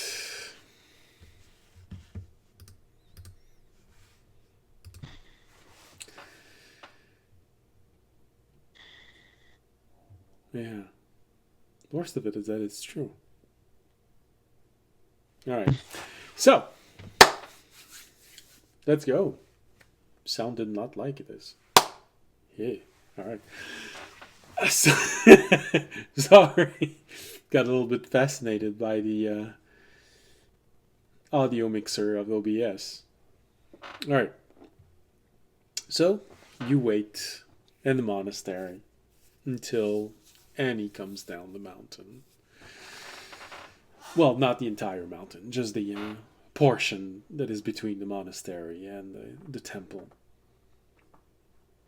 So while you're waiting there, a whole lot of people seems to be fascinated by all of you. They ask you questions about what you've been up to. You know, heard anything about Amiali and what she did recently? I know she's on a quest fighting off the giant monsters with some of the other high-level adventurers. When you say giant monsters, there's this wave of acknowledgement. Oh, yeah. And they start talking. But, Remy and possibly Jorg, because you have good insight compared to audience, you sort of realize that half of them are a bit nodding and say yes, of course, because they don't know what they're talking about, and they just saw that other people were going, oh yes, of course she's doing that, and they just didn't want to look like they didn't know her all that much, and that it was supposed to be impressive, but they weren't. So, oh yeah, no, yeah, big monsters. That's of course, that's what she does. But others just have this moment of, yes, of course. What about you? What have you done that's impressive lately? We actually saved a monastery, not the same, but somewhat similar to this one. While I spin this tale, Remy, would you provide me some visuals? And so I'll tell the tale of our battle in the monastery and up high among the ships, leaping from ship to ship and blowing them up to save, and the giant battleship arriving, and then with a crack the radiant dragon appearing and almost destroying the ship as it fled, while we held the line against countless foes, tens of thousands of soldiers. Sure, from inside of you, you hear Pterodon go, it's funny how that number keeps going up every time he tells the story. Yeah. You know, Raimi can only visualize things that he's seen. Didn't right? happen. He can Just show, makes like, more. Just makes more. Just caught. Hey, that looks like the same battalion of soldiers. Just. Well, to be fair, audience did roll a 26 on the performance, so he tells it pretty well. So it's and you have visual aid. So if you want to roll with advantage, just in case. I can only get a nat 20, but sure, because I rolled a 19, but unsure. Who knows? Who knows? No. Okay. No, I got 26 is good enough. That's insanely high. So it's an impressive show, and you know, Fisher and George, because you were there, you sort of realized that Remy has edited that video. You know, he has reintroduced part of the battle in the middle of the battle so that it looks like it's longer than it actually was. Because that's about as good as Remy can get for improvising new elements to a story. Mm-hmm. But because audience... And it's so good, It's like in those low-budget films where they only have the budget for one CGI Fisher. sequence, but they keep cutting back to it. Hey, Fisher, your speech is there to stall them, but it is edited to sound far more epic than it actually was. And more brave instead of, yeah, we'll lower our shield so you can, and hope that this guy gets here in time to save our asses. And you know, when you give a speech, it's weird because the angle of when Remy was looking at this make it difficult to realize that it's cutting out to another moment in your history when you were giving a similar speech, but you know, you managed to do this more heroically. But you know that actually, if Remy was able to turn the angle just a little bit, you wouldn't be there right now. He's splicing history moments.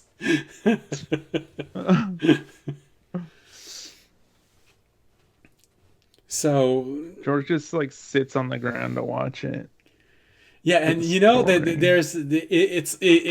it's a good thing that they can't just record everything, because you're watching this and probably, Remy, you hope that nobody saw, but Jorg, since you're the next one with the high perception, you sort of realize that in one fight scene, you know, you see yourself and the group fighting, and then Remy changes slightly angle and you're not in the shot. And then it comes back and that you're there. Oops, just a little bit of splicing, and there was a continuity error. But thankfully, audience narrated this so well that everyone was looking at the other side of the image when this happened, so nobody realized that you weren't there. Me and Remy definitely haven't practiced this performance multiple times online. That's not at all what you were practicing the night before, which is why you actually got up at 6, even though you went to bed at 9. You know, it's that hour that's missing.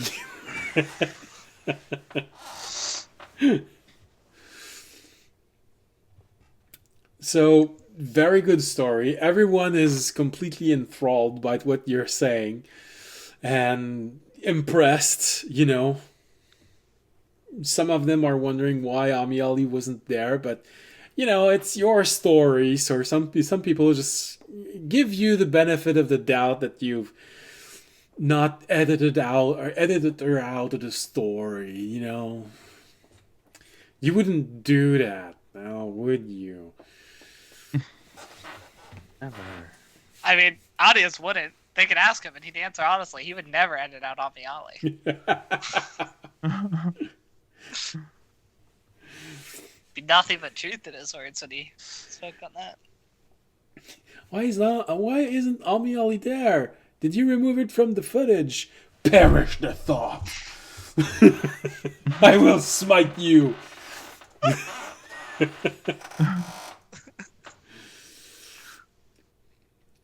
So, good story. The visual ends.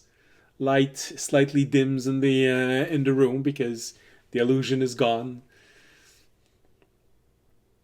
Everyone is fascinating, enthralled.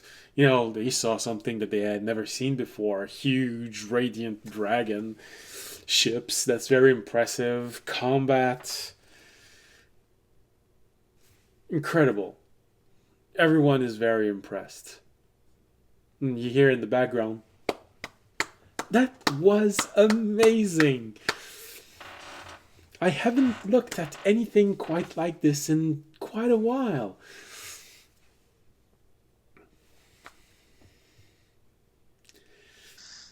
She has a big smile and she looks at you for a brief moment, Remy, saying,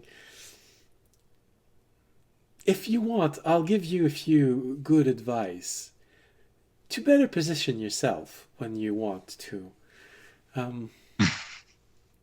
make sure that your party is shown in their best light for these moments. Especially in, and she smiles with, fights.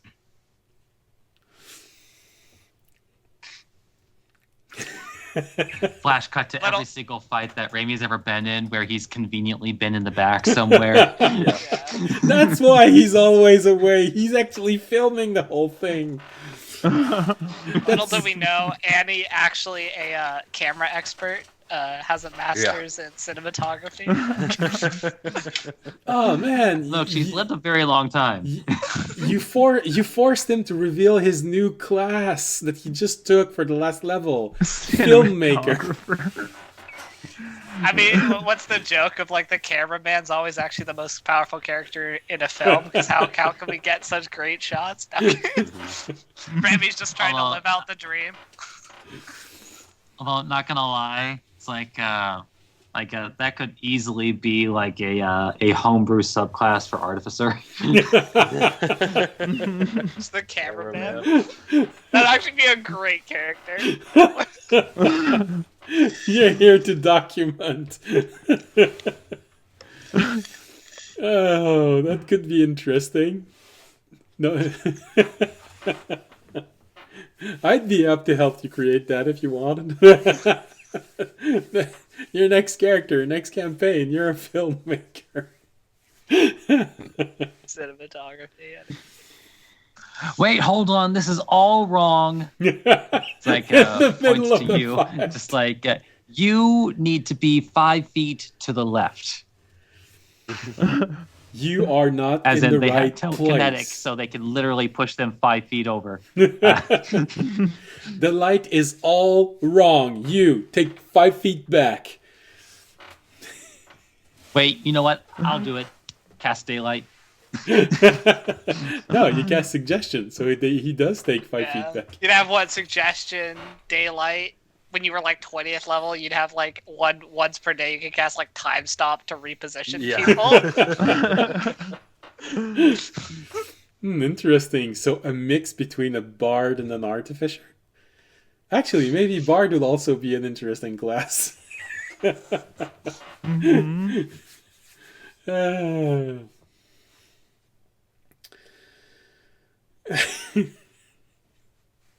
Now I'm wondering if we're actually going to get that for the next campaign. So yeah. Annie, let's get the name straight. Annie is there. All right, well, that was fascinating and very entertaining, but we need to start moving.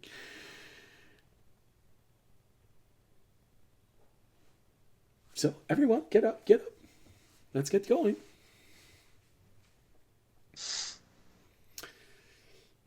You're muted.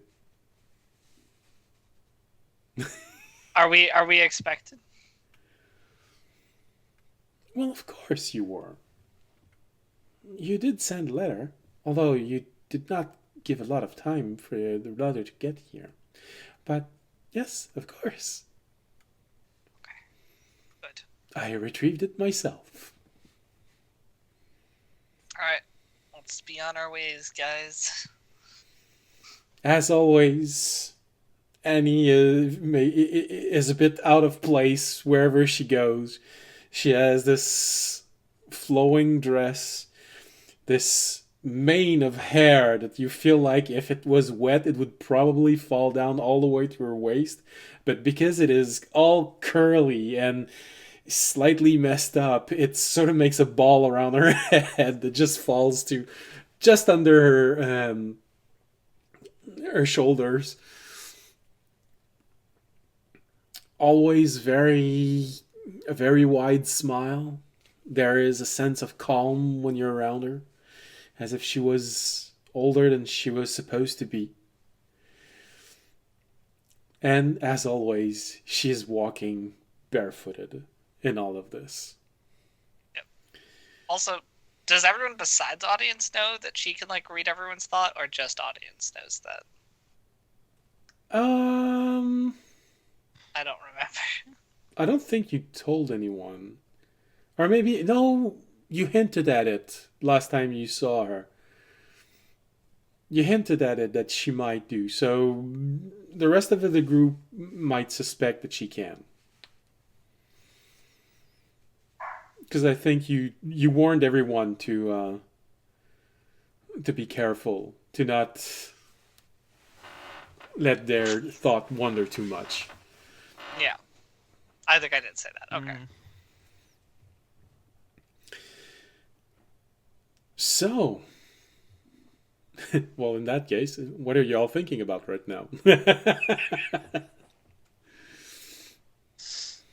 I mean, audience is doing classic mental preparation. You got this. I believe in you. You're the best. Remember what you were taught. Smile. Do you have your... Did you get all the dust off your shirt? Yes. Okay. Good. Okay.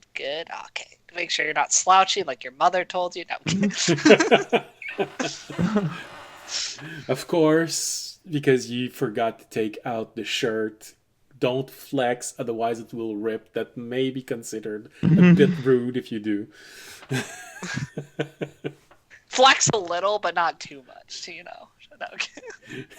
Flex with disadvantage, just so that it may not rip. Do you keep envisioning how you will give that gift, or are you just focusing on the speech itself? I think I'm more focusing on the speech and the things I need to say than the gift. I think I'm hoping the gift will speak for itself. No, but I mean, are you envisioning how you will give it to her, what you will say while you're giving it to her? Well, yeah, I mean, yes, if that was like part of the speech I'm going to give. Okay. I'm just wondering what's going through your mind right now. As how far is audience going? How far he is trying not to go. And I mean, I think audience isn't going. I think audience is more just trying not to slightly panic, because this is very important to him. Not panic, but definitely like stage fright, like being like the prep before you step onto the stage. Like, you know, this is a big moment for him, and that slight like feeling of like, okay, am I good? Everything? Did I remember everything? Do I have the gift on me? Does that panic moment where he like checks? Did I forget it? Okay, no, it's here. He's just there, touching the backpack. Just, hold on. Okay, it's there.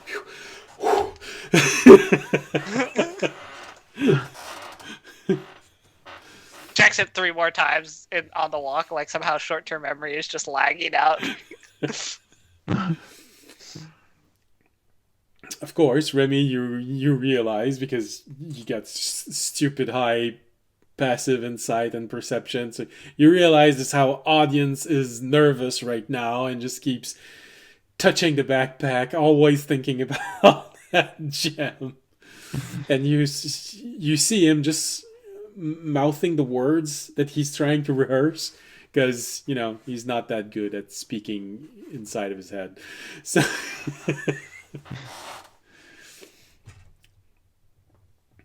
you have to read his mind.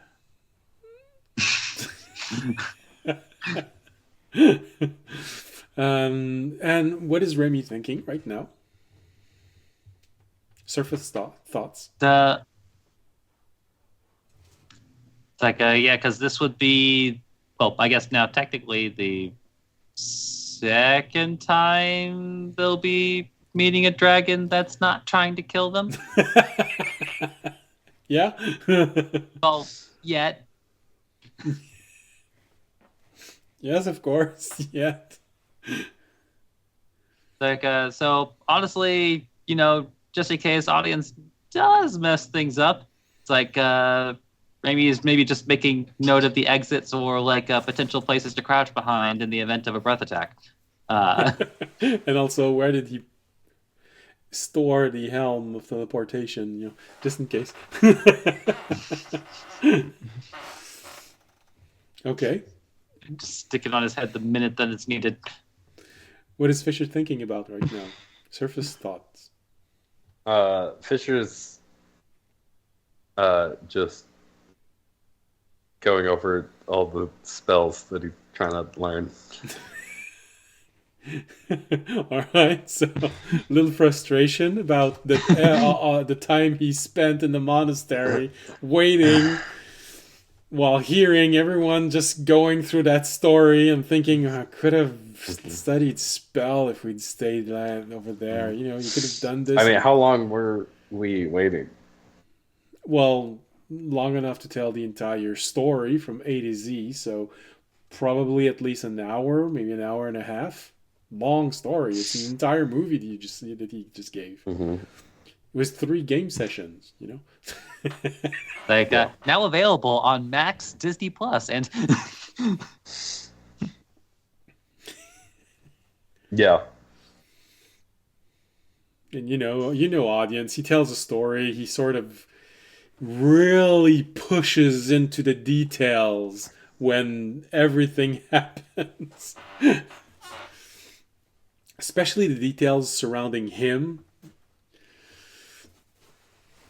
which fits with where the camera was pointing, because obviously it's Remy, this is the camera, so it works.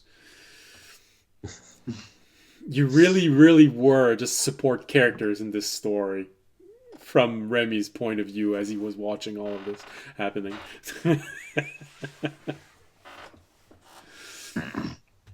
For what it's worth, Remy did not write the script. He just filmed it.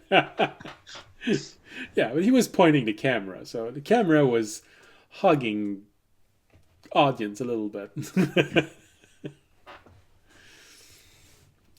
Audience is a bit of a camera hog. Yeah. Jorg, surface thoughts as all of this is happening? Jorg is mildly panicking and hoping audience has it together, because Jorg doesn't trust dragons. After the dragon cult stuff, he's just like, all right, what's going on here? Well, that this dragon doesn't seem to consider herself a god from the last time that you were there. At least she's not acting in a way that would befit someone that believes it's a god. But yeah, it's valid. Who knows? Maybe not panicking, just like intimidated by the god.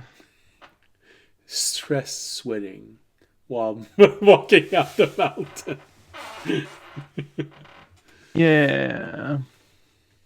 Okay.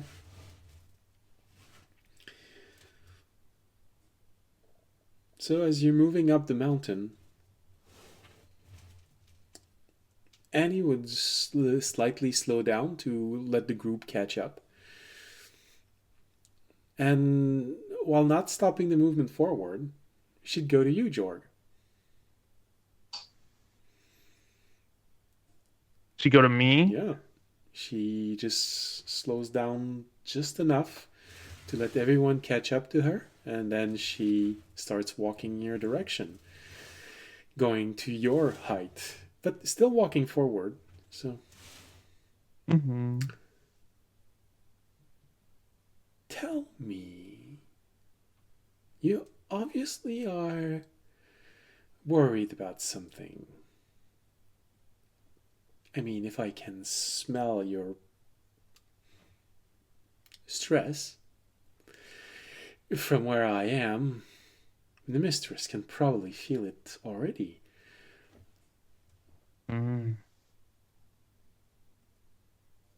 Why so worried? Don't you know your dragons? They are magnificent and intimidating. When you said magnificent, what thought was behind that word? How their power and But also, was it forced? Did you force yourself to say magnificent because you didn't want to upset a dragon, or was it genuine? No, it's genuine. Okay.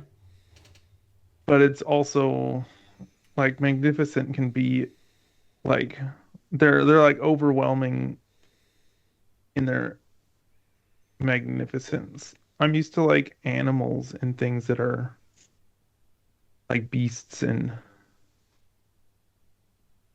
that's what I understand. So when something's so intelligent and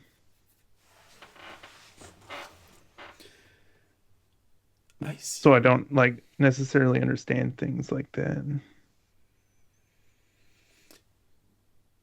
She moves in front of you. She keeps looking at you while moving. She's walking backward. There's a little bit of bounce in her step as she's moving. It's sort of a weird, playful image. You know, she probably looks like she's 19 years old, but has that calm demeanor that you'd expect from someone who is 90 years old.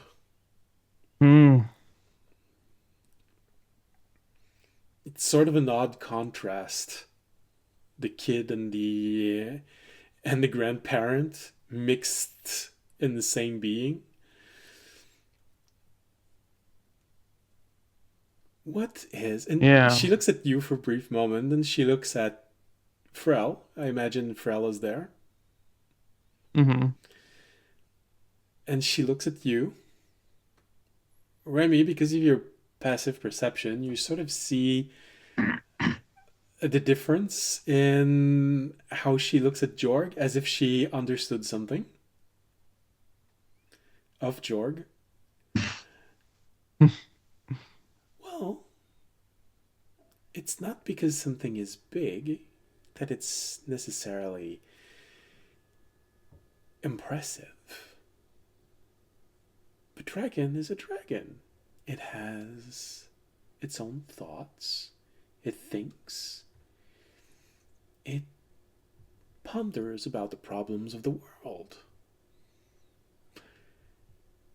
Maybe you're letting yourself be impressed by sheer size.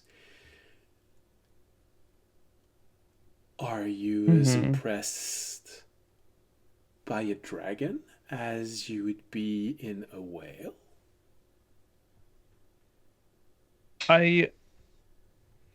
Whales are pretty big. Whales are big, but they don't have the. I sometimes feel that dragons are on a whole level of intelligence beyond me and what like humans are capable of. When you said that it wasn't the same thing, when you hesitated, what were the thoughts behind what you were saying about what you find impressive? You stopped and you hesitated and say something. Well, my thoughts were that that whales are big but they're also like a natural thing in the ocean, and I can understand their motivations. But like a dragon seems, yeah.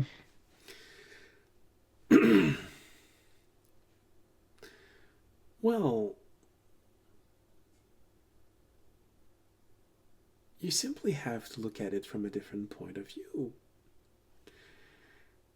Yes, dragons understand more about the world, but they're much older than anyone.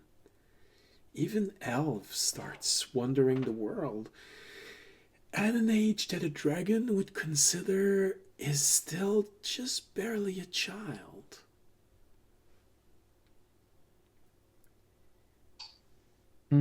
Can you imagine the point of view you'd have of the world if you saw the world through your eyes right now when you barely knew how to talk? I can't. Well, maybe that's why you're having difficulty understanding dragons. As for the difference between a dragon and an animal, how do you feel about elementals? As a druid, George, you have access to summon elementals, so it's not something that you find unnatural. It is a part of the world. It's all right. It's a more wild part of the world, but it is still a part of the world. Yeah. I feel fine about elementals. They're a different expression of nature than what beasts are, but I understand them more, I'd say. And so what frightens you with dragons? Are they not also an expression of the world, of one aspect? Of power, I guess they are. Of the wind. Silver dragon breathes cold. Gold dragon breathes fire. They are incarnations of elements, of time, of knowledge. True.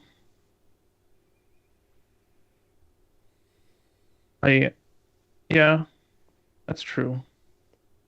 I guess I've never thought of it like that.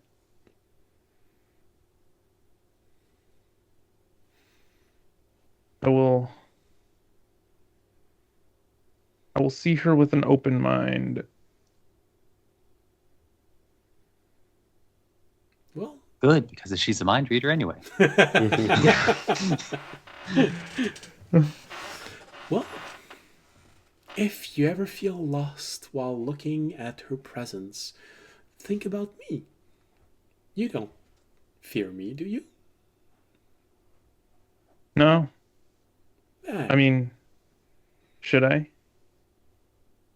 I don't know. Are you the kind of people that fear peaceful, gentle little girls? No.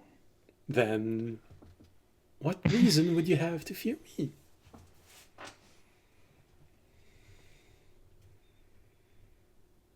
I guess none. Then I give you permission to think about me. If you ever feel that the moment is overwhelming and you need a little bit of reassurance.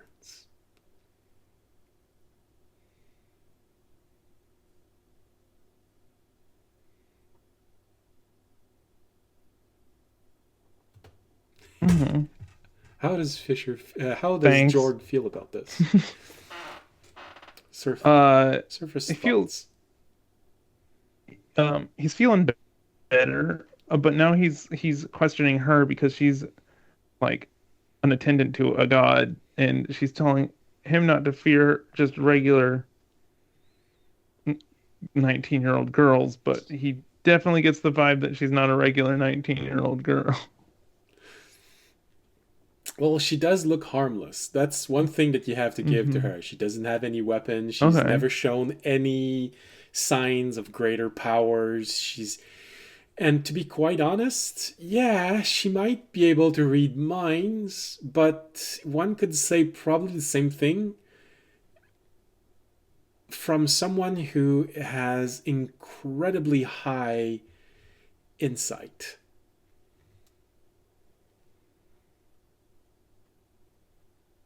Mm-hmm.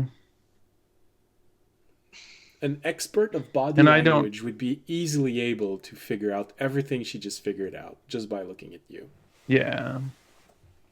And I don't necessarily know that she can read my mind. You might suspect because of what Audience said, but also you know that Audience is slightly... Well, he'd have difficulty finishing the base training for wizards. I do like, however, that Jorg has been spending enough time with Audience that he called her an attendant to a god in his mind.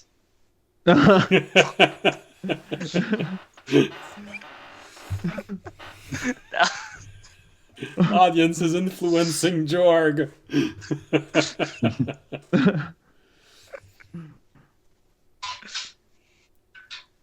She wasn't trying to be discreet in any way.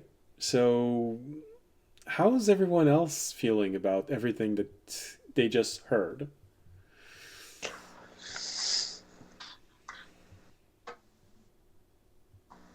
Audience? Audience is locked in. Okay. Audience is not. He hears nothing. He's just there. My lady, here's the... No, that's a bit too forceful. Maybe... No, that's...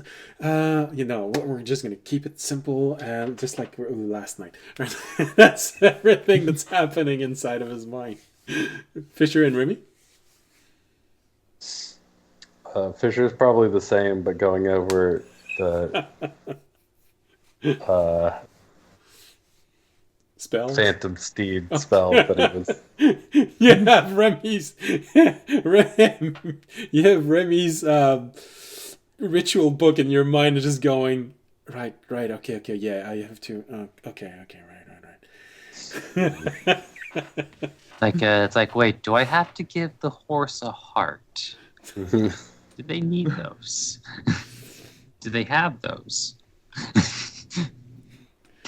Now, granted, it's probably a little bit weird looking at Remy's ritual spellbook because of the way he thinks. You know, everything works in reference. He's referencing this memory and this moment, and he's written about this. That's how he put himself inside of the proper mindset to summoning the horse. That's a bit weird. And Remy? What is Remy thinking while all of this is going on? I mean, Remy already respects the force of nature that is a dragon.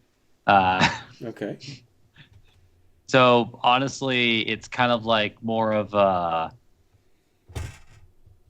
and I feel like he's just like always like slightly on the edge, listening to this conversation. It's like, is Jor gonna get smacked or? Well. And then gets disappointed every time.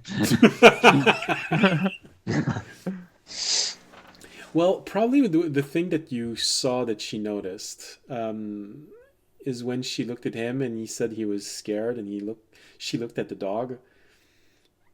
You would realize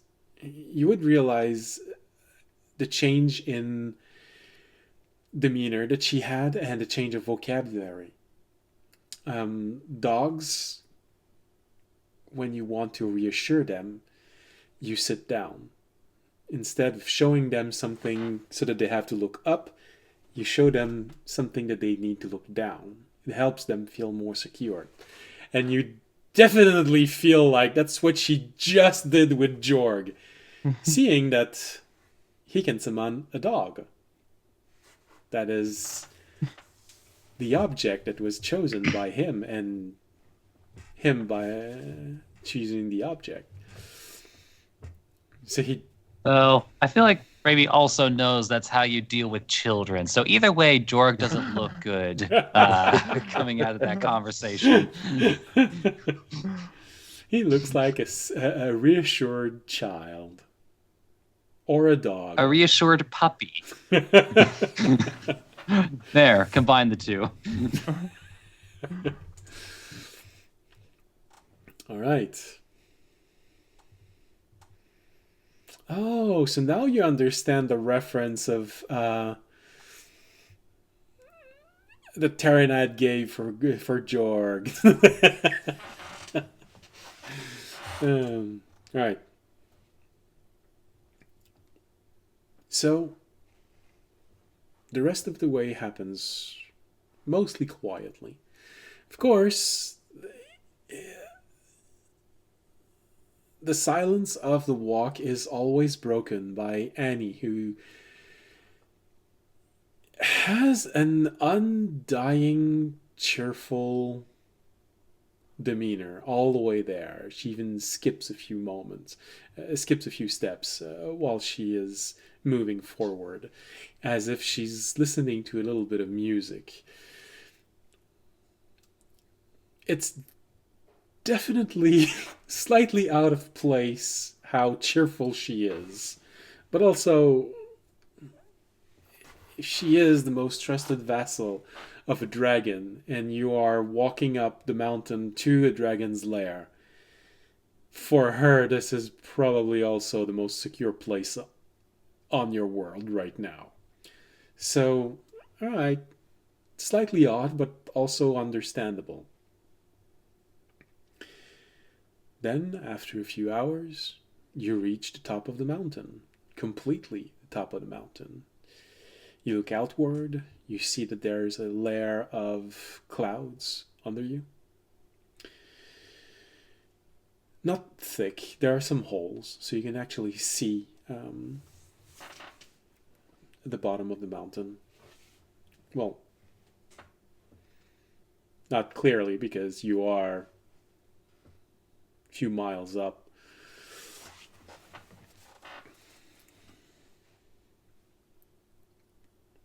But now you see everything all around. There's the landing in front, there's the entrance to the lair of this dragon. Beautiful, impressive, large. It can easily accommodate the dragon that is several hundred years old.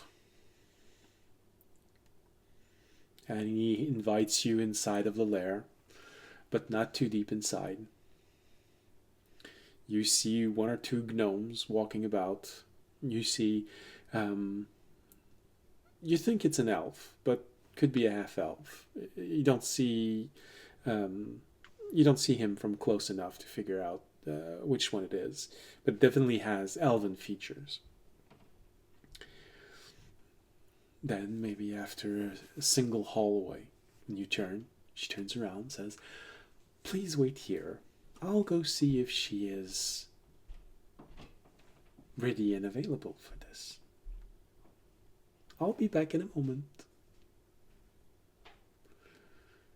She leaves you alone, the four of you, in this large hallway.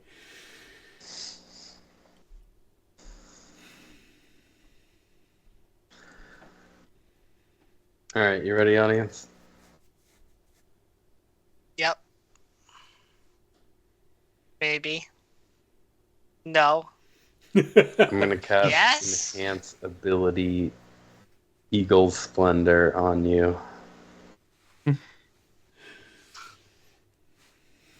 You got What does that this. Advantage on charisma checks for an hour. Oh, okay. Audience takes a deep breath. No. 1 hour later. Fuck. Oh, did we lose audience? He's not moving anymore. Oh no. Uh-oh. Talk about bad timing. I'm frozen? Can you guys not hear me? Yes. Now you're You back. just No, unfroze. we There we can hear you. It was slightly weird. You were so Treasure cast Eagle Splendor on audience, and he just broke. He just froze and oh no, audience. Okay. Would the god find it weird if I used bless on you? Audience, you must be overjoyed. Probably. It's the second time Jorg calls the dragon a god. I won't do that. What did I guess I should have started with Joy. I should have. No, you said the god. Oh, I meant the dragon. It's What okay, you've done Jorg. to me. The subtle mind games. This whole time, it's been I'm subtly implanted that dragons are god. It's in all of you. Mm-hmm. Now, if you could only convince Fisher.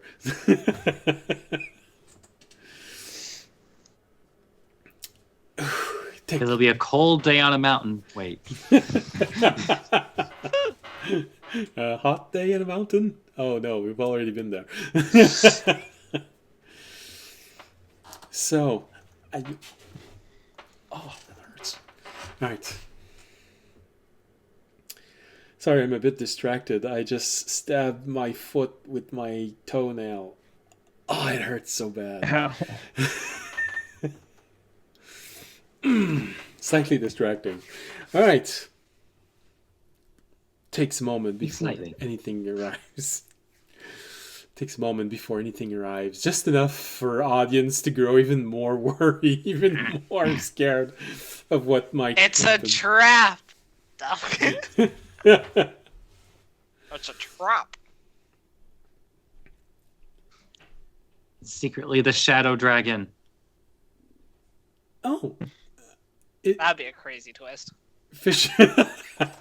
Well, since you know that the shadow dragon was, I think, a black dragon, yeah, it would be one heck of a heavy twist.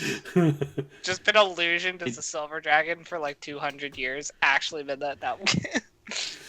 Well, no, what they did is they took a bunch of silver coins, melted them down, and then poured the silver all over themselves. Are you trying to duplicate Deathwing from World of Warcraft?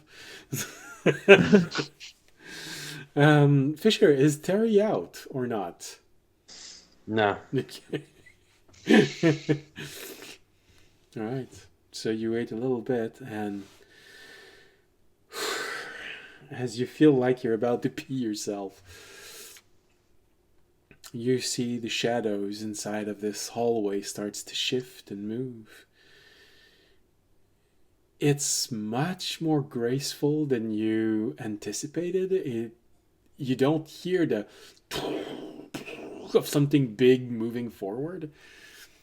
Very light-footed, but definitely present. You feel that energy, that presence pushing through it and entering inside of this aura.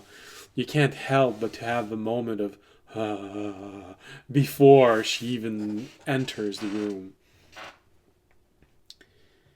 You see this large silvery head moving forward. Classic appearance from dragons, from silver dragons in 5th edition, with the large spine mohawk. I don't know how they want to call it in 5th edition. They didn't used to have that before. Fin. Fin, yeah, head fin. Yeah. Could call it a faux hawk. Or a Spinock. That sounds like a monster. That sounds like a kind of like monster. I just fought a Finock. Okay.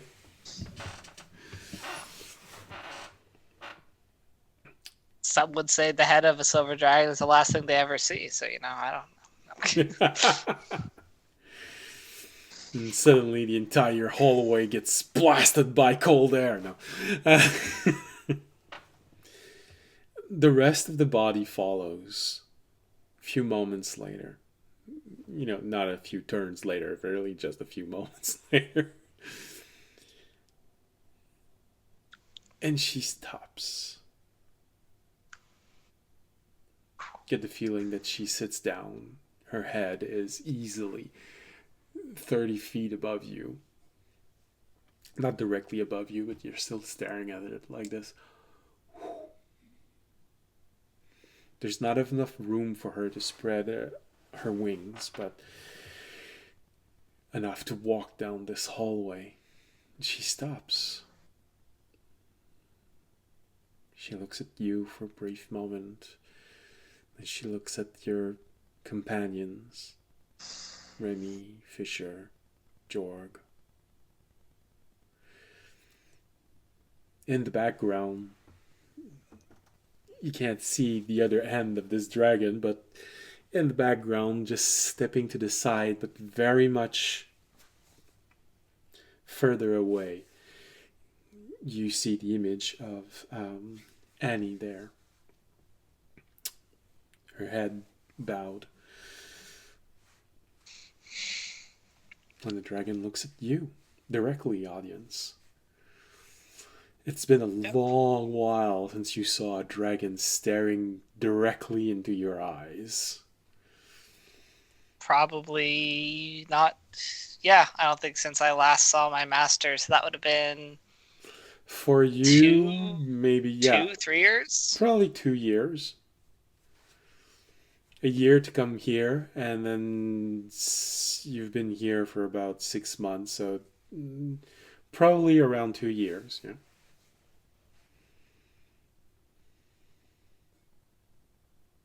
I remember, though. I mean, actually, I probably do better than most people do because I have actually had the experience multiple times and kind of been trained to. But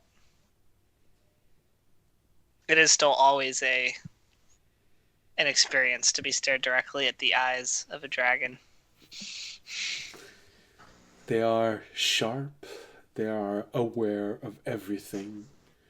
Probably for you, Remy, you're the one it's the most obvious that she is aware of everything that's happening around her because of your perception, because you have, not just because you have perception, but because you have perception, in the sense that you know how perception works, and you who know how sensitive yours is, and you are fully aware that hers is most likely so much sharper than yours, and she has sometimes magical... it feels like somebody's watching. Yeah, and she has magical especially means. In her lair. Yes, exactly. That's exactly the next phrase that I was about to say. Especially since she also has magical means of being aware of everything because she is in her lair.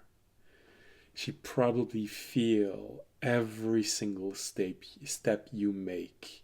She can probably hear your heartbeats, how much they accelerated for some and how much they just stopped for another one. Yeah, just layer upon layer upon layer. I don't know if her aura's on. If you guys are within 10 feet of me, you'd actually have resistance to it, or some resistance to it. Well, she also might be suppressing her aura right now. Well, she's not aggressive toward any of you, so right now you feel that it is there, that it could solidify in a single thought, but it is not aggressive. So it's just like suddenly finding yourself in the sphere of influence of a Tesla coil or something like this. It's sort of supercharged the air with magical energy, but it...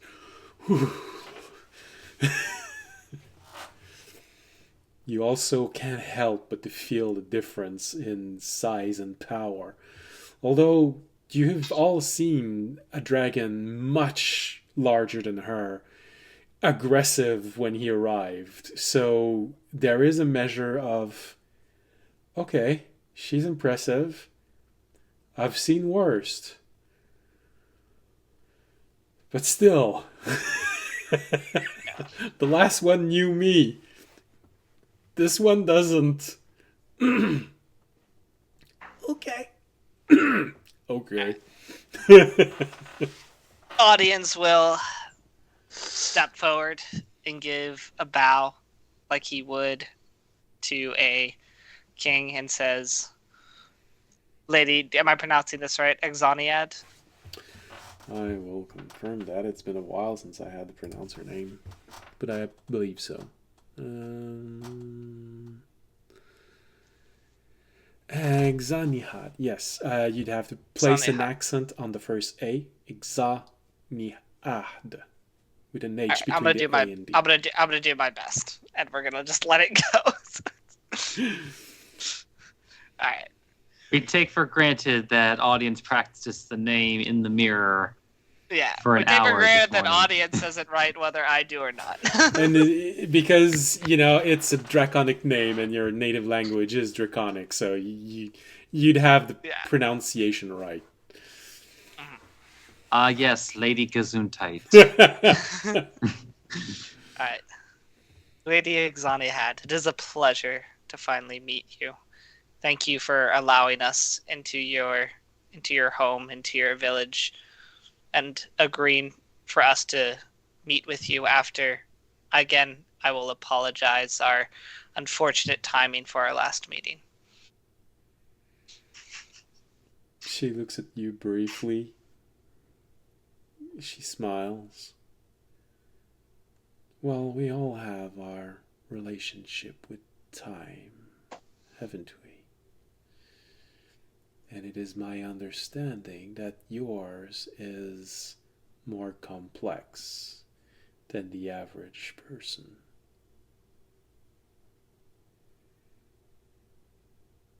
I would say definitely. I would say certainly to a degree that is the case.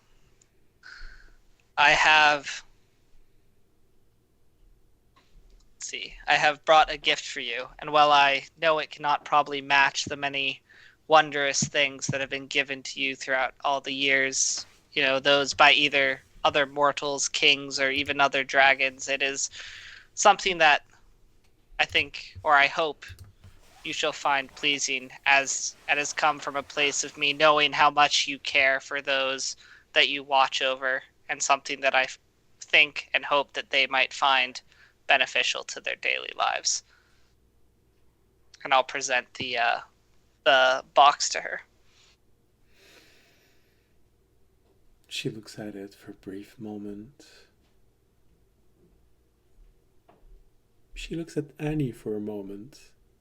Then she looks at you again. Yes. I have been made aware of your attempt. It is a very generous gift. Would you mind showing me what it does? Or would you rather I open it? Oh, I think we lost audience again.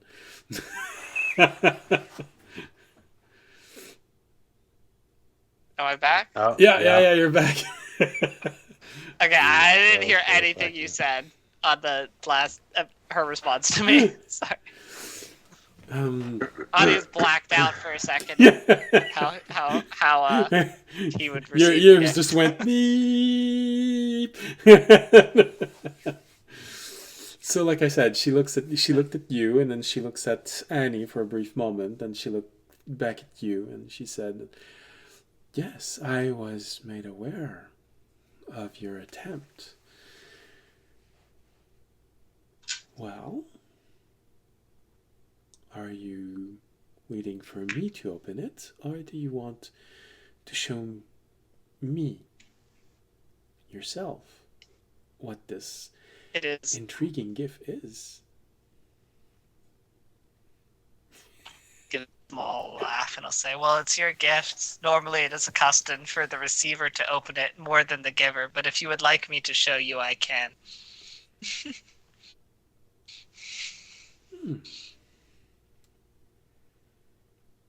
Why, very well. I will open it myself then. Very gently, she pushes one of her huge claw forward. And you have a brief moment where you look at it and say, "Oh yeah, I didn't think about that." Huge claw, really small ribbon. Okay. Extremely carefully, she grabs the ribbon, and you notice that she's concentrating a bit because that's really small, and it's really the tip of her claws that are just gently touching the ribbon, and she starts audience secretly testing how good this dragon is at the hospital game. It's actually a very important measurement for him. He doesn't tell people that though. Called Operation. Is she able to shove a claw inside of me without me going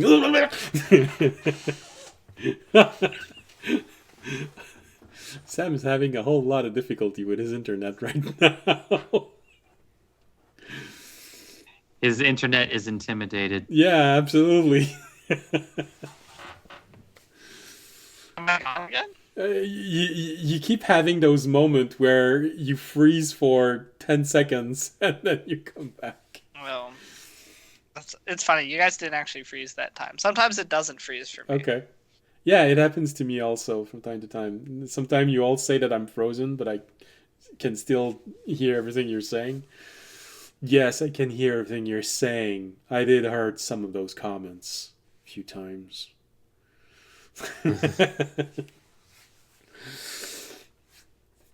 So, gently she pulls it and it starts unfolding. And for all of you, it's sort of the first time that you see this happening. It's sort of an impressive pond, an entire pond that folds out with a place where you can rest, a tree, a pond, a bridge over the pond. There's this little sandy corner where there is this single rock on it with all of these ripple shape that you often see in monastery. Little Zen garden. The pond is very, very beautiful. It shimmers slightly. There's a fragrant smell coming from it.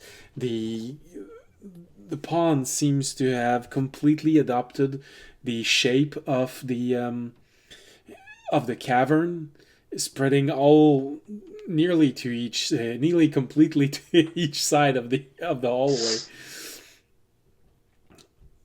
The shape is also there, and you have that brief moment of looking at this.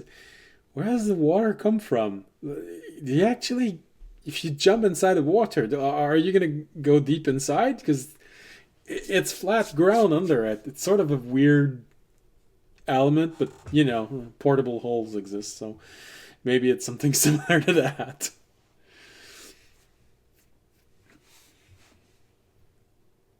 She looks at it for a brief moment, taking in all of the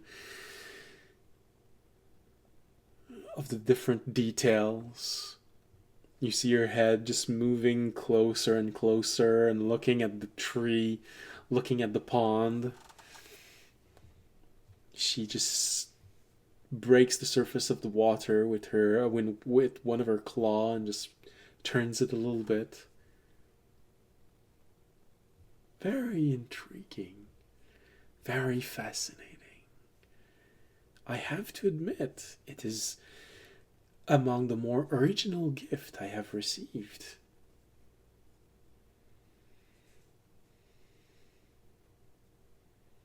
Well, I hope you enjoy it. It is for your and your villagers and people's benefit.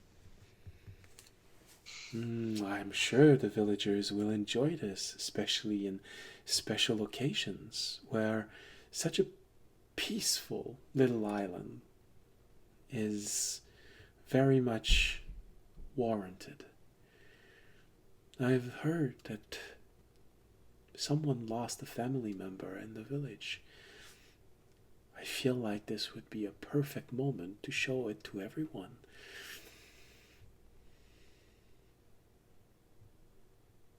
A very thoughtful and lovely gift. Thank you very much, Mr. Audience. I'm glad you I'm glad you enjoy it. On to more serious matters, and the reason for my coming and wishing to speak with you. I don't know what you have heard from Annie, but you probably know a bit about me and about some of the impacts I have had on this continent, including the religion I have brought here. I must admit that I believe in my time adventuring, in my time growing, that I have made a mistake, perhaps even a sin. Well, my ideas and beliefs, I still feel, were not wrong. And in fact, I think my beliefs and desires, which is why I look highly on you, are somewhat of the ideal that you have built, the ideal of humans and dragons living in harmony, humans being able to rely on something they see as a greater figure. For me, it was a god. For them, it is perhaps more of a guardian, friend, but something that can watch over them and bring them needed protection and needed help and benefit, especially when this is a dangerous world and there are many outlying villages with people who call out to gods that will not answer and seek help that they cannot. And while that idea I still hold strongly to in my heart and something I wish for, I believe that in my short-sightedness and in my youth, I was perhaps deceived. For, as you may know, my religion is not what I wanted it to be. From recent events and honestly throughout my journey, I have come to realize that it may be corrupted at its core. For my high priestess, someone I thought of as a friend my whole life, and many of the other higher-ups in my religion seem to not, instead of helping hounds like I so wished and protecting them from the monsters, becoming the monsters themselves, be destroying villages, using them for their own gain, abusing their power to manipulate those into worshipping something, but taking all the benefits and giving nothing back. And I guess I have came to you to seek both advice, but also perhaps a request. This may be a lot, but I believe that I will have to restart from the beginning. That this has gone too far for me to simply be a band-aid slapped on the wrist of this belief, this idea, this desire that I have held on to for my entire life. It has come to my realization that I may have to now fight, in fact, destroy the very thing that I created. But what will be left after that? So many people, good people, villagers have started to believe and come to believe perhaps in a dragon. And while the teachings may be wrong, the belief is still there. So should I rebuild? Can I rebuild? I don't know. That answer is not there yet, but I still want to hold on to the belief that my idea, this desire, can be salvaged. This belief that dragons and humans, that they can have a guardian, that they can have a protector, that they can have someone they can look up to, even if it is not a god, someone that they can lean on their strength, someone that they can share in their bounty. But I understand that what is here is not right. It has taken a corrupt path, and so I must take in my turn to destroy what I have created.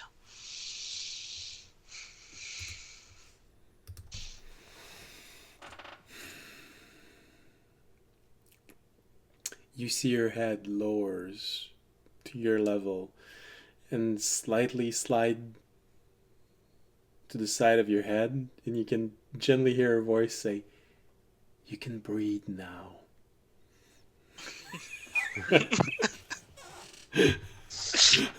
Audience literally like basically divulging all the thoughts that he's had stored up in his head for like months and months and months, just letting it all out.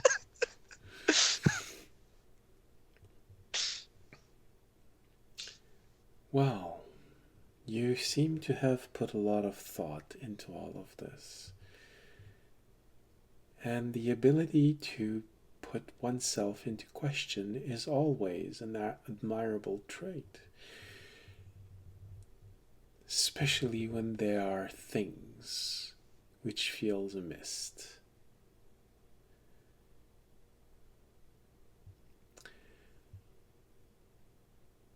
I have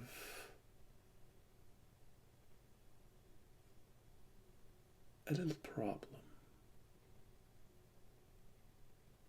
that I think may help you strengthen your perceptions of things.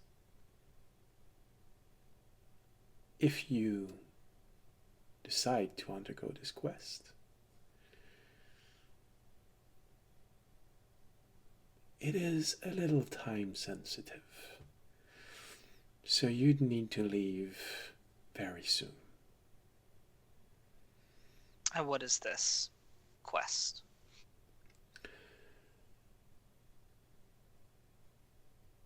The latest attempts of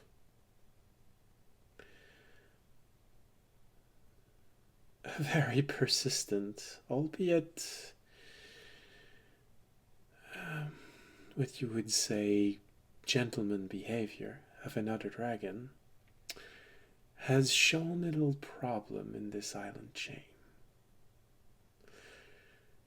Another dragon living here has either become jealous of objects which have been sent to me in the past, or jealous of the object themselves. Either way, he is stealing them before they reach me.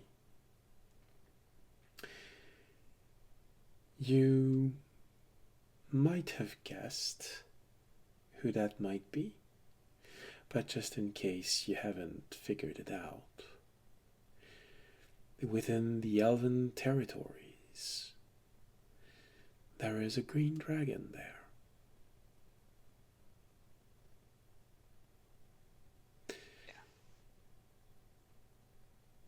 Maybe you could go and settle the problem for me in whatever way you wish it.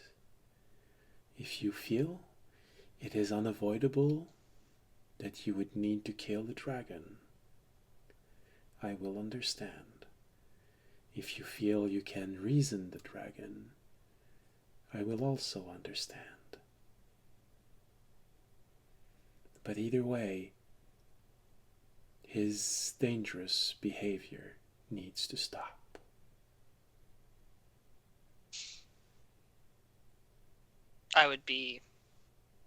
I'll look at the party to get their assent, because I don't want to just take on something for the group that... Yeah, because right now Fisher's probably looking at you with really mean eyes. Come on, man. Come on. My spells. I'll kind of mount back, Fisher. This could be a very nice ally to have, especially in the... Yeah.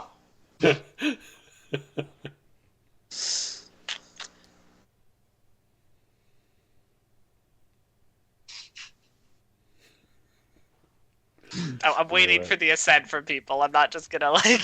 Oh, sorry. I thought Fisher was going to continue speaking or make an attempt to speak. Fisher just goes, yeah, and then like sighs. Sound about right. I'll look over to Jorg. Yeah, if I'm down.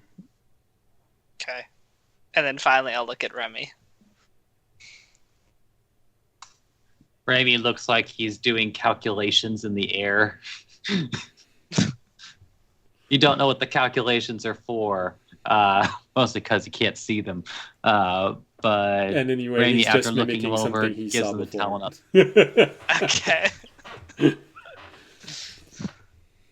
I'll look back then, and I'll be like, with the assent of my friends and my party, I, of course, will graciously accept this quest, this mission, and while solving this problem for you, I hope that it will help me as well. Thank you for the opportunity.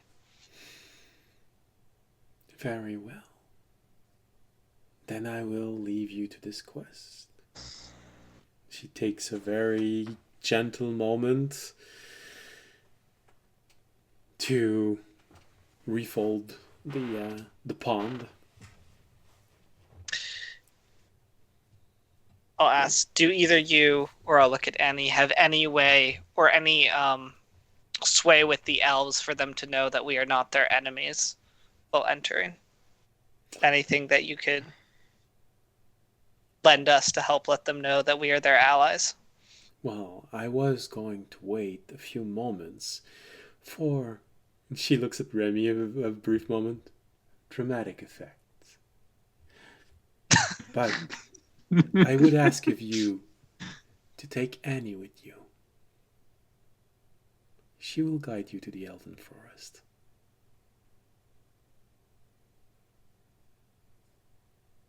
Bring her back alive.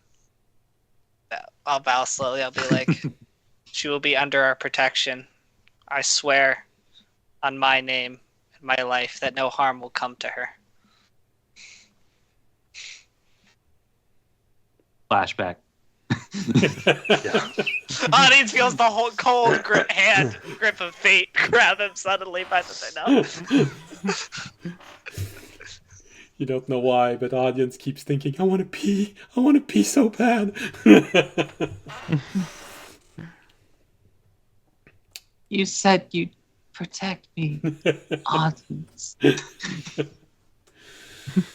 Audience is going to have to deal with a cute girl once again for an extended period of time. You know, it's really weird. For some reason, there's just always a cute girl. Yeah, but audience somewhere is on an also adventure. terrified in some ways of Annie, just because of she does not act like a normal 19-year-old girl. And audience still hasn't figured out what's off about her, and that terrifies him. I may look like a 19-year-old girl, but I'm actually a 10,000-year-old demon. Not terrifies him because he trusts her as like a good person, but definitely like he's, I don't even know if wary is the right word, but he doesn't think of her necessarily as like just, he does not think of her as just a cute girl. He is very aware of the larger meaning that, or you know, that she is. Okay. All right, well, she folds back the pond. She takes it with her.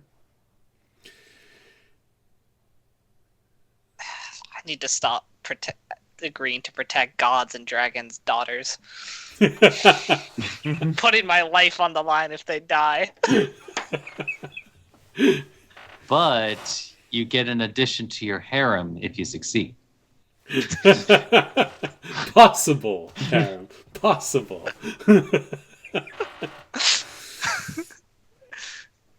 I mean, one of those girls I can't even protect anymore, and basically my fate's at the whim of the gods. So at least this one I'll have a little more control over for now.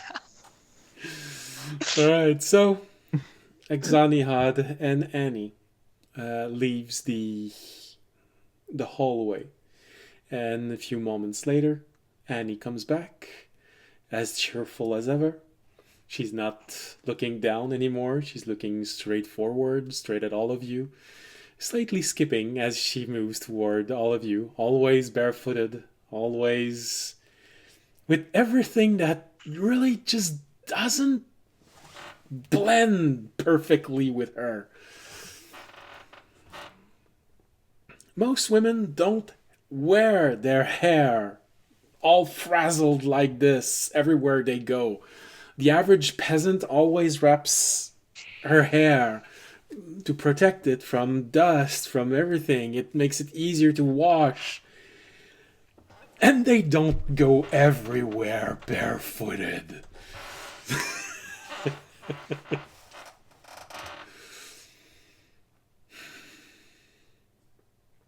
But she's there, cheerful, looking at all of you. She barely has a backpack. It feels like it's something that's so thin and flimsy. She probably has less than a day of provision with her and has no weapons on her. But again, it fits with the fact that she doesn't fit. I'm an escort. Not sure she would actually use those words, but Phrasing. Boom. No. Got him. Got him.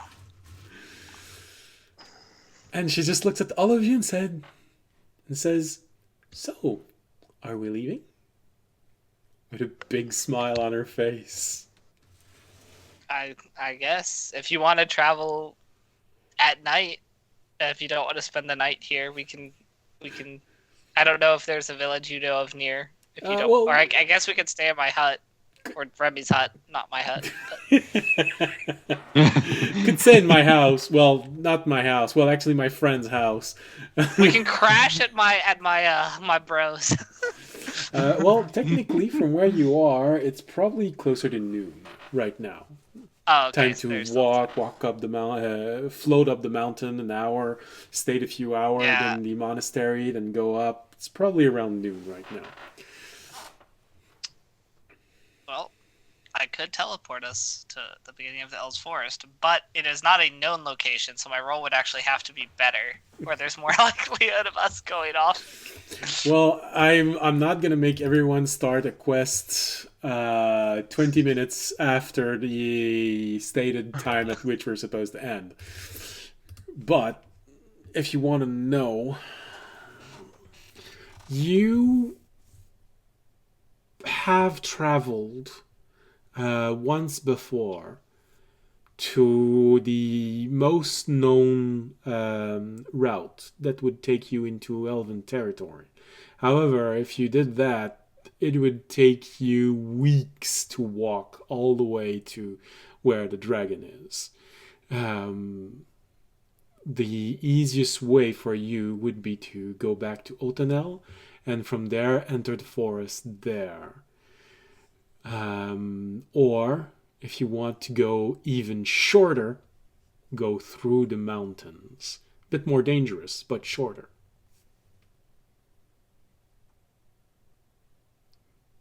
Or if there's a description, I can see if I can beat a 73 to get us on target there almost instantly.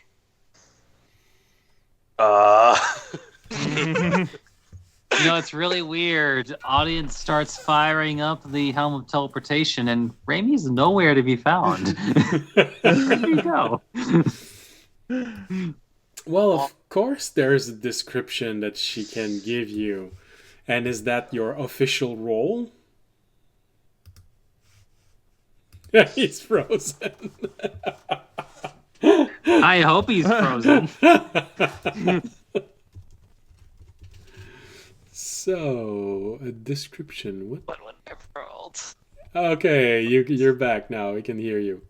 Okay, that's good. I would actually what I would have rolled. I was saying we'll walk through the mountains. I was seeing what I would have rolled. That's what I was saying.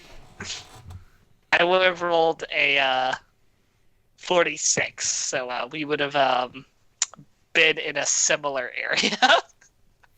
Yeah, so off the description. Probably good. Could have been a similar area anywhere. Well, at least it's a similar area. It's not just a plain old mishap. All right, so that's what you officially do. The moment that she describes where you're supposed to go, you whip out the helm. I was joking. I was saying that we can go. I do want to take the more dangerous route through the mountains because I think we can handle that. Okay. But yeah, I mean that's my vote. All right. Especially with all of our travel spells. All right. In that case, the most likely the best place for you to try and teleport would be the destroyed village where you just did a quest.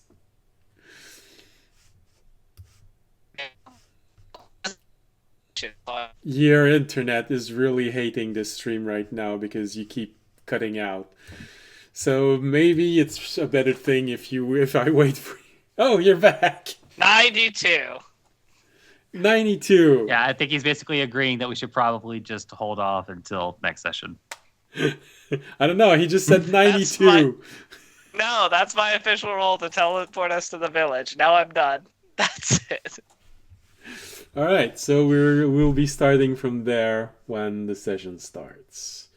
And 92 is right on target. All right. Yeah. 92 would have been on target for the description. I should have gone for it. Well, I don't know. You did roll a 40-something for the description. You know, it was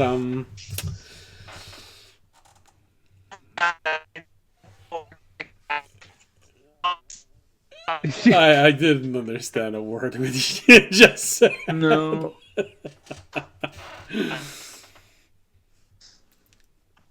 So, but anyway, even taking a 40 for the because you're teleporting to a very familiar place would put you on target. So, we'll be fair. It's okay. All right. So, because your internet doesn't want us to understand everything you're saying right now, we'll give it a chance to recover, and we'll begin next session with all of you appearing in the ruins of the village. Where, well, not the ruins of the village, because there's nothing there right now. It's a forested area. Not even a forested. It's just a luscious field. I mean, technically, it was ruined. It's just not a ruin. Yeah, exactly. All right, so we'll start there when you come back. And we'll be taking the route of the mountain, which should lead you... Yeah, it's probably going to be a few days in the mountain instead of a few weeks going through the entire Elven Forest. All right. So with this, it will be tonight's end of the episode. I'm going to put the sound of crackling fire. Go. Because that's always nice ending a stream with that sound. Well, to me anyway.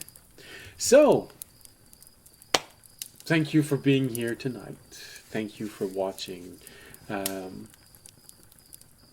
As we unfolded everything that happened. Hope you had a pleasant whatever part of the day it is wherever you are in the world, and hope to see you again next week, next Wednesday at 7:30 Western Time for the live broadcast, or Friday 7:30 Eastern Coast Time for the rebroadcast. And if you want to watch me learn a new software, well, not exactly because I used it a few times, but mostly learn the software, creating maps, that's on Thursdays.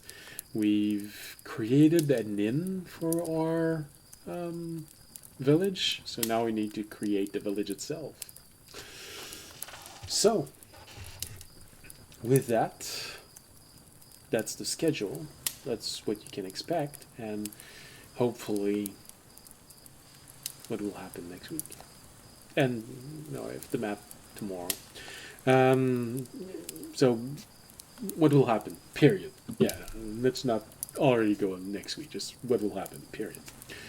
If you want to support us, you can. We have Twitch, Twitter, YouTube.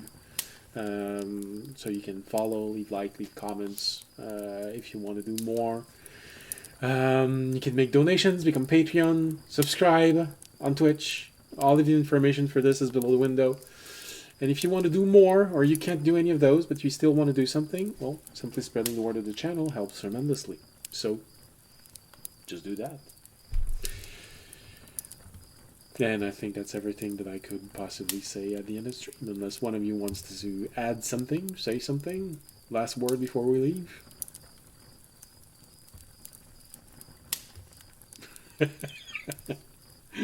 Pumpernickel.